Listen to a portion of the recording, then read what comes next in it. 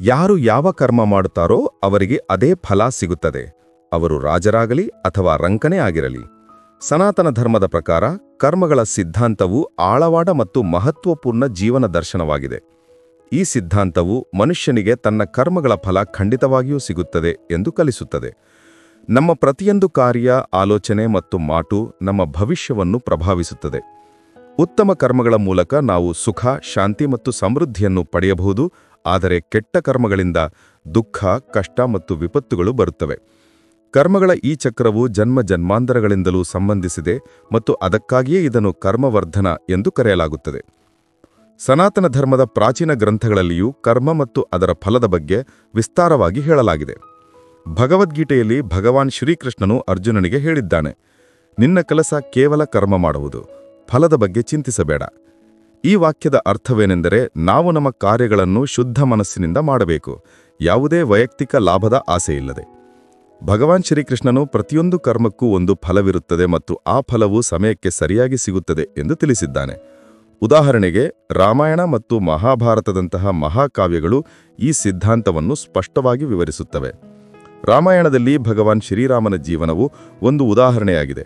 ಅವರು ಯಾವಾಗಲೂ ಸತ್ಯ ಮತ್ತು ಧರ್ಮವನ್ನು ಪಾಲಿಸಿದರು ಮತ್ತು ಇದರ ಪರಿಣಾಮವಾಗಿ ಅವರಿಗೆ ವಿಜಯ ಮತ್ತು ಗೌರವ ಸಿಕ್ಕಿತು. ಮಹಾಭಾರತದಲ್ಲಿ ಕರ್ಣನ ಜೀವನವು ಅವನು ತನ್ನೆಲ್ಲಾ ಕರ್ಮಗಳನ್ನು ದಾನ ಮತ್ತು ಧರ್ಮಕ್ಕಾಗಿ ಮಾಡಿದರೂ ತನ್ನ ಕೆಲವು ಕರ್ಮಗಳ ಪರಿಣಾಮವಾಗಿ ದುಃಖಗಳನ್ನು ಎದುರಿಸಬೇಕಾಯಿತು ಎಂಬುದನ್ನು ತೋರಿಸುತ್ತದೆ. ಮಿತ್ರರೇ, ದುರಾಚಾರಿ ರಾಜ ಕಂಸನನ್ನು ಕೊಂದ ನಂತರ ಶ್ರೀಕೃಷ್ಣನು ತನ್ನ ತಂದೆ ತಾಯಿ ವಸುದೇವ ಮತ್ತು ದೇವಕಿಯರನ್ನು ಕಂಸನ ಜೈಲಿನಲ್ಲಿ ಬಂಧಿಸಿದ್ದವರನ್ನು ಬಿಡುಗಡೆಗೊಳಿಸಲು ಹೋದಾಗ ತಾಯಿ ದೇವಕಿ ಶ್ರೀಕೃಷ್ಣನಿಗೆ ಕೇಳಿದಳು, ಹೇ ಕೃಷ್ಣ, ನನ್ನ ಪ್ರಿಯಪುತ್ರ, ನೀನು ಸ್ವಯಂ ನಾರಾಯಣ, ಭಗವಾನ್ ವಿಷ್ಣುವಿನ ಅವತಾರ. ಆದರೂ ಕಂಸನನ್ನು ಕೊಲ್ಲಲು ಮತ್ತು ನಮ್ಮನ್ನು ಬಿಡುಗಡೆಗೊಳಿಸಲು ನೀನು 14 ವರ್ಷಗಳ ಕಾಲ ಏಕೆ ಕಾಯಬೇಕಾಯಿತು? ನಮಗೆ ಇಷ್ಟು ಕಷ್ಟ ಏಕೆ ಕೊಟ್ಟೆ? ಆಗ ಶ್ರೀಕೃಷ್ಣನು ಮಂದಹಾಸ ಬೀರುತ್ತಾ ಉತ್ತರಿಸಿದನು, ಆದರಣೀಯ ತಾಯಿ, ನಮ್ಮ ಹಿಂದಿನ ಜನ್ಮದಲ್ಲಿ ನೀನು ನನ್ನನ್ನು 14 ವರ್ಷಗಳ ಕಾಲ ಅರಣ್ಯಕ್ಕೆ ಏಕೆ ಕಳುಹಿಸಿದ್ದೆ? ಯಾವ ಕಾರಣಕ್ಕಾಗಿ? ನಮ್ಮಿಂದ ಏನು ತಪ್ಪುವಾಗಿತ್ತು? ತಾಯಿ ದೇವಕಿ ಆಶ್ಚರ್ಯದಿಂದ ಹೇಳಿದಳು, ನೀನು ನನ್ನನ್ನು ಅರಣ್ಯಕ್ಕೆ ಕಳುಹಿಸಿದೆ ಎಂದು ಏಕೆ ಹೇಳುತ್ತೀಯಾ? ಇದು ಅಸಾಧ್ಯ, ಇದು ಸತ್ಯವಲ್ಲ. ಆಗ ಶ್ರೀಕೃಷ್ಣನು ಹೇಳಿದನು, ತಾಯಿ, ಬಹುಶಃ ನೀನು ಮರೆತಿದ್ದೀಯಾ. ಹಿಂದಿನ ಜನ್ಮದಲ್ಲಿ ನೀನು ಕೈಕೇಯಿಯಾಗಿದ್ದೆ ಮತ್ತು ತಂದೆ ವಸುದೇವ ದಶರಥ ಆಗಿದ್ದರು. ದೇವಕಿ ಯೋಚಿಸುವುದನ್ನು ಮುಂದುವರಿಸಿದಳು ಮತ್ತು ನಂತರ ಕುತೂಹಲದಿಂದ ಕೇಳಿದಳು, ಈ ಜೀವನದಲ್ಲಿ ತಾಯಿ ಕೌಸಲ್ಯ ಯಾರು? ಕೃಷ್ಣನು ಉತ್ತರಿಸಿದನು, ತಾಯಿ ಯಶೋಧೆ. ಕರ್ಮದ ಪ್ರಭಾವ ಯಾರನ್ನು ಬಿಡುವುದಿಲ್ಲ. ಸ್ವತಃ ಭಗವಂತನು ಇದರಿಂದ ತಪ್ಪಿಸಿಕೊಳ್ಳಲು ಸಾಧ್ಯವಿಲ್ಲ. ನಮ್ಮ ಜೀವನದಲ್ಲಿ ನಾವು ಏನು ಪಡೆಯುತ್ತೇವೆ ಎಂಬುದು ಮುಖ್ಯವಲ್ಲ, ನಮ್ಮ ಕರ್ಮಗಳು ಹೇಗಿವೆ ಎಂಬುದು ಮುಖ್ಯ. ಪ್ರತಿಯೊಬ್ಬ ಮನುಷ್ಯನಿಗೂ ಅವನ ಕರ್ಮಗಳಿಗೆ ಅನುಗುಣವಾಗಿ ಫಲ ಸಿಗುತ್ತದೆ. ನೋಡಿ, ಕರ್ಮದ ನಿಯಮ ಎಷ್ಟೊಂದು ನಿರ್ಮಲವಾಗಿದೆ. ನಿತ್ಯ ಮುಕ್ತಿಯ ಉಪಾಯ. ಭಗವಾನ್ ಶ್ರೀಕೃಷ್ಣನು ಹೇಳಿದ್ದಾನೆ, ನಾನು ನನ್ನ ಕರ್ಮಗಳ ಫಲವನ್ನು ಅನುಭವಿಸಿದ್ದೇನೆ ಮತ್ತು ನೀನು ನಿನ್ನ ಕರ್ಮಗಳ ಫಲವನ್ನು ಅನುಭವಿಸಿದ್ದೀಯಾ. ಅನೇಕ ಜನರ ಮನಸ್ಸಿನಲ್ಲಿ ಈ ಪ್ರಶ್ನೆ ಇರುತ್ತದೆ, ಕರ್ಮಗಳ ಫಲ ಈ ಜನ್ಮದಲ್ಲಿಯೇ ಸಿಗುತ್ತದೆಯೋ ಅಥವಾ ಮುಂದಿನ ಜನ್ಮದಲ್ಲಿಯೇ? ನಾವು ಮಾಡುವ ಕೆಲವು ಕರ್ಮಗಳ ಫಲ ನಮಗೆ ತಕ್ಷಣವೇ ಸಿಗುತ್ತದೆ ಮತ್ತು ಕೆಲವು ಕರ್ಮಗಳ ಫಲ ನಮಗೆ ಇದೇ ಜನ್ಮದಲ್ಲಿ ನಂತರ ಸಿಗುತ್ತದೆ. ಅದೇ ರೀತಿ ಕೆಲವು ಕರ್ಮಗಳಿರುತ್ತವೆ, ಅವುಗಳ ಫಲ ನಮಗೆ ಮುಂದಿನ ಜನ್ಮದಲ್ಲಿ ಸಿಗುತ್ತದೆ. ಕೆಲವು ಕರ್ಮಗಳ ಫಲ ದೀರ್ಘಕಾಲದವರೆಗೆ ಸಿಗುತ್ತಲೇ ಇರುತ್ತದೆ. ಉದಾಹರಣೆಗೆ, ನೀವು ಹಸಿದವರಿಗೆ ಊಟ ಮಾಡಿಸಿದರೆ ಅದರಿಂದ ನಿಮಗೆ ಸಂತೋಷ ಸಿಕ್ಕಿತು. ಈ ಸಂತೋಷ ತಕ್ಷಣವೇ ಸಿಕ್ಕಿತು ಮತ್ತು ಈ ಕರ್ಮ ನಿಮ್ಮ ಪುಣ್ಯಕರ್ಮಗಳಲ್ಲಿ ಸೇರಿಕೊಂಡಿತು. ಈಗ ಈ ಕರ್ಮದ ಫಲ ಮೊದಲಿಗೆ ಸಂತೋಷದ ರೂಪದಲ್ಲಿ ಸಿಕ್ಕಿತು ಮತ್ತು ಎರಡನೆಯದು ನಿಮ್ಮ ಪುಣ್ಯಕರ್ಮಗಳು ಪ್ರಕಟವಾದಾಗ ಸಿಗುತ್ತದೆ. ಈ ಫಲ ಏನಿರುತ್ತದೆ ಎಂದು ಯಾರಿಗೂ ತಿಳಿಯದು. ಅದೇ ರೀತಿ ನೀವು ಕಳ್ಳತನ ಮಾಡಿದರೆ ಆಗಲೇ ಮನಸ್ಸಿನಲ್ಲಿ ಒಂದು ಅಳುಕು, ಭಯ ಉಂಟಾಗಿರುತ್ತದೆ, ಅಪರಾಧ ಪ್ರಜ್ಞೆಯೂ ಆಗಿರುತ್ತದೆ. ಈ ಕರ್ಮ ಮನಸ್ಸನ್ನು ಕಲುಷಿತಗೊಳಿಸುತ್ತದೆ. ಕಳ್ಳತನದ ತಕ್ಷಣದ ಫಲ ಮನಸ್ಸನ್ನು ಕಲುಷಿತಗೊಳಿಸುವ ರೂಪದಲ್ಲಿ ಸಿಕ್ಕಿತು. ಇದರ ನಂತರ ಸಿಕ್ಕಿಬಿದ್ದರೆ ಆಗ ಪ್ರತ್ಯೇಕವಾಗಿ ಆ ಫಲ ಸಿಗುತ್ತದೆ. ಈಗ ಈ ಕರ್ಮ ಪಾಪಕರ್ಮದಲ್ಲಿ ಸೇರಿಕೊಂಡು ನಂತರವೂ ಪ್ರಕಟವಾಗುತ್ತದೆ. ಹೆಚ್ಚಿನ ಕರ್ಮಗಳ ಫಲ ನಮಗೆ ಇದೇ ಜನ್ಮದಲ್ಲಿ ಸಿಗುತ್ತದೆ. ಹಿಂದಿನ ಪಾಪಕರ್ಮಗಳು ಹೆಚ್ಚಿದ್ದರೆ ಈಗಿನ ಜೀವನ ಬಹಳ ಹೋರಾಟದಿಂದ ಕೂಡಿರುತ್ತದೆ, ದುಃಖಮಯವಾಗಿರುತ್ತದೆ. ಮತ್ತು ಪುಣ್ಯಕರ್ಮಗಳು ಹೆಚ್ಚಿದ್ದರೆ ಈಗಿನ ಜೀವನ ತುಂಬ ಸುಖಮಯವಾಗಿರುತ್ತದೆ. ತಮ್ಮ ಕರ್ಮಗಳ ಫಲವನ್ನು ಅನುಭವಿಸುವುದರಿಂದ ಭಗವಂತನೂ ತಪ್ಪಿಸಿಕೊಳ್ಳಲು ಸಾಧ್ಯವಾಗಲಿಲ್ಲ. ಕರ್ಮಫಲವನ್ನು ಅನುಭವಿಸುವುದರಿಂದ ಸ್ವಯಂ ಭಗವಾನ್ ಶ್ರೀರಾಮನೂ ತಪ್ಪಿಸಿಕೊಳ್ಳಲು ಸಾಧ್ಯವಾಗಲಿಲ್ಲ. ಹಾಗಾದರೆ ಇತರ ಸಾಂಸಾರಿಕ ಜೀವಿಗಳ ಕಥೆಯೇನು? ರಾಮನು ಬಾಲಿಯನ್ನು ಅಡಗಿಕೊಂಡು ಕೊಂದಿದ್ದನು. ಇದರ ಫಲವಾಗಿ ಅವನಿಗೆ ಕೃಷ್ಣಾವತಾರದಲ್ಲಿ ಒಬ್ಬ ಬೇಟೆಗಾರನು ಹೊಡೆದ ಬಾಣದಿಂದ ಮರಣವಾಯಿತು. ಭಗವಾನ್ ರಾಮನ ತಂದೆ ದಶರಥನಿಗೂ ತನ್ನ ಮಾಡಿದ ಕರ್ಮದ ಫಲವನ್ನು ಅನುಭವಿಸಬೇಕಾಯಿತು. ದಶರಥನು ಅರಿಯದೆ ಶ್ರವಣಕುಮಾರನನ್ನು ವಧೆ ಮಾಡಿದ್ದನು. ಇದರಿಂದಾಗಿ ಪುತ್ರವಿಯೋಗದಲ್ಲಿ ಅವನ ತಂದೆಯ ಮರಣವಾಯಿತು. ಇದರ ಫಲವಾಗಿ ದಶರಥನು ರಾಮನ ವನವಾಸದ ಕಾರಣದಿಂದ ಅವನ ವಿಯೋಗದಲ್ಲಿ ದೇಹತ್ಯಾಗ ಮಾಡಿ ಅನುಭವಿಸಬೇಕಾಯಿತು. ಆದ್ದರಿಂದ ಜನರು ಸತ್ಕರ್ಮಗಳ ಕಡೆಗೆ ಪ್ರವೃತ್ತರಾಗಬೇಕು. ಇದರಿಂದ ಅವರಿಗೆ ಸುಖದ ಫಲ ಸಿಗುತ್ತದೆ. ನಾವು ಯಾವಾಗಲೂ ಒಳ್ಳೆಯ ಕರ್ಮಗಳನ್ನು ಮಾಡಬೇಕು, ಏಕೆಂದರೆ ಒಳ್ಳೆಯ ಕರ್ಮದ ಫಲ ಯಾವಾಗಲೂ ಸಿಹಿಯಾಗಿರುತ್ತದೆ. ಪ್ರಾಚೀನ ಕಾಲದ ಮಾತು. ಧರ್ಮವೀರ ಎಂಬ ಹೆಸರಿನ ರಾಜನೊಬ್ಬನಿದ್ದ. ರಾಜಧರ್ಮವೀರನು ತನ್ನ ನ್ಯಾಯ ಮತ್ತು ಧರ್ಮಪಾಲನೆಗಾಗಿ ಪ್ರಸಿದ್ಧನಾಗಿದ್ದನು. ಅವನ ಪ್ರಜೆಗಳು ಅವನನ್ನು ಅತ್ಯಂತ ಪ್ರೀತಿ ಮತ್ತು ಗೌರವದಿಂದ ಕಾಣುತ್ತಿದ್ದರು. ರಾಜಧರ್ಮವೀರನಿಗೆ ಸುಂದರ ಉದ್ಯಾನವನಗಳಿಂದ ಸುತ್ತುವರಿದ ಅದ್ಭುತ ಅರಮನೆಯಿತ್ತು. ರಾಜಧರ್ಮವೀರನಿಗೆ ಒಬ್ಬ ಆಪ್ತ ಮಿತ್ರ ಮತ್ತು ಮಾರ್ಗದರ್ಶಕ ಇದ್ದನು. ಅವನೇ ಋಷಿ ವಸಿಷ್ಠ.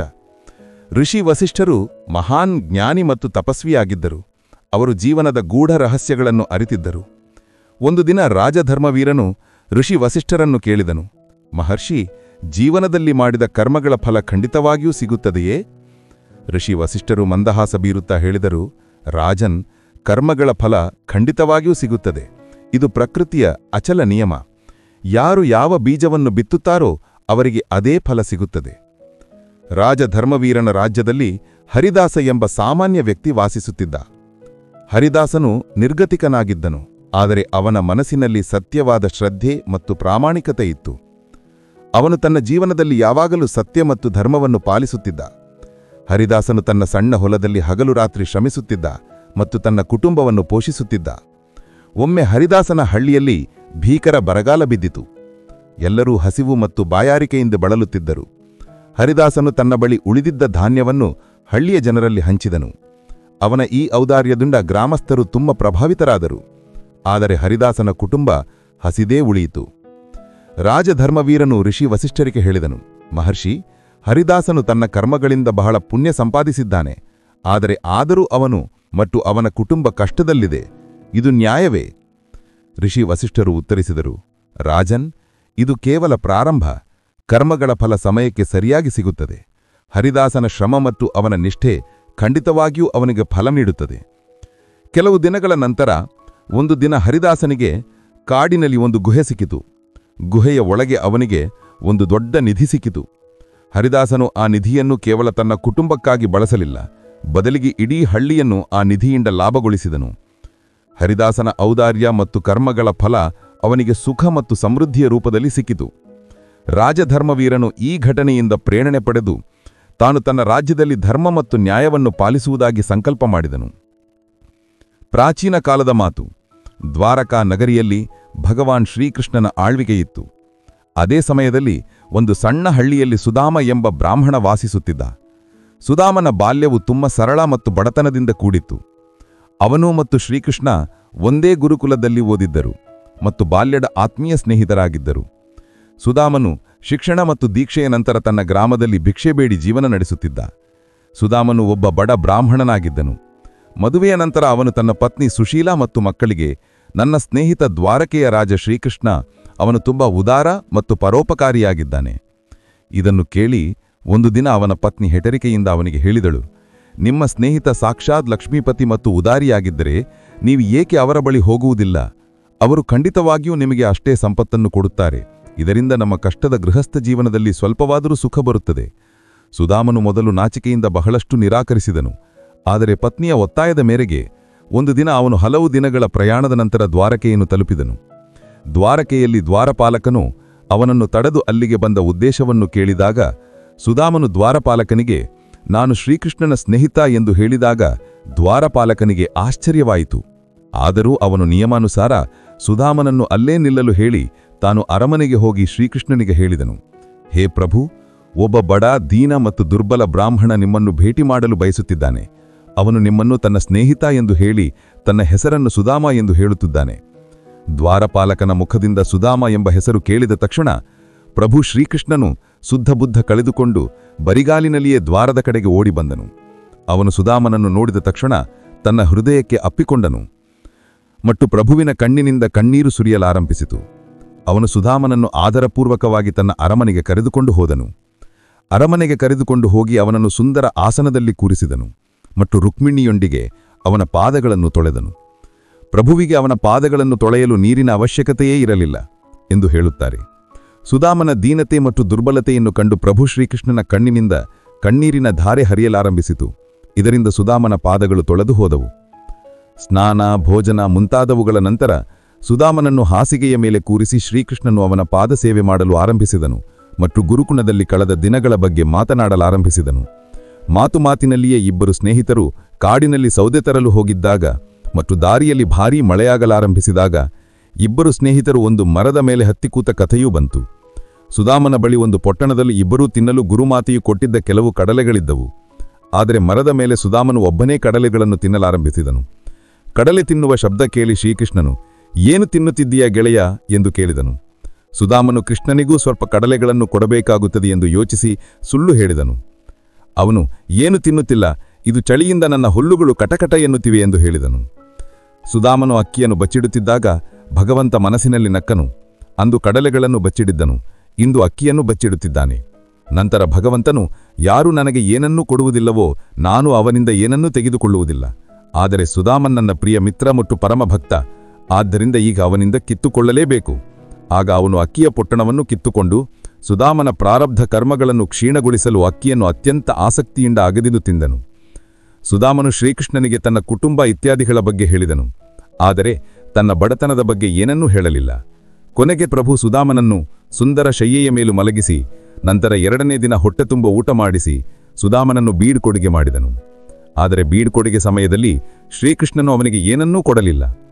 ದಾರಿಯುದ್ದಕ್ಕೂ ಸುಧಾಮನು ಯೋಚಿಸುತ್ತಿದ್ದನು, ಬಹುಶಃ ಅವನಿಗೆ ಈ ಕಾರಣದಿಂದಲೇ ಸಂಪತ್ತು ಸಿಗಲಿಲ್ಲ, ಒಂದು ವೇಳೆ ಅಹಂಕಾರ ಬಾರದೇ ಇರಲಿ ಎಂದು.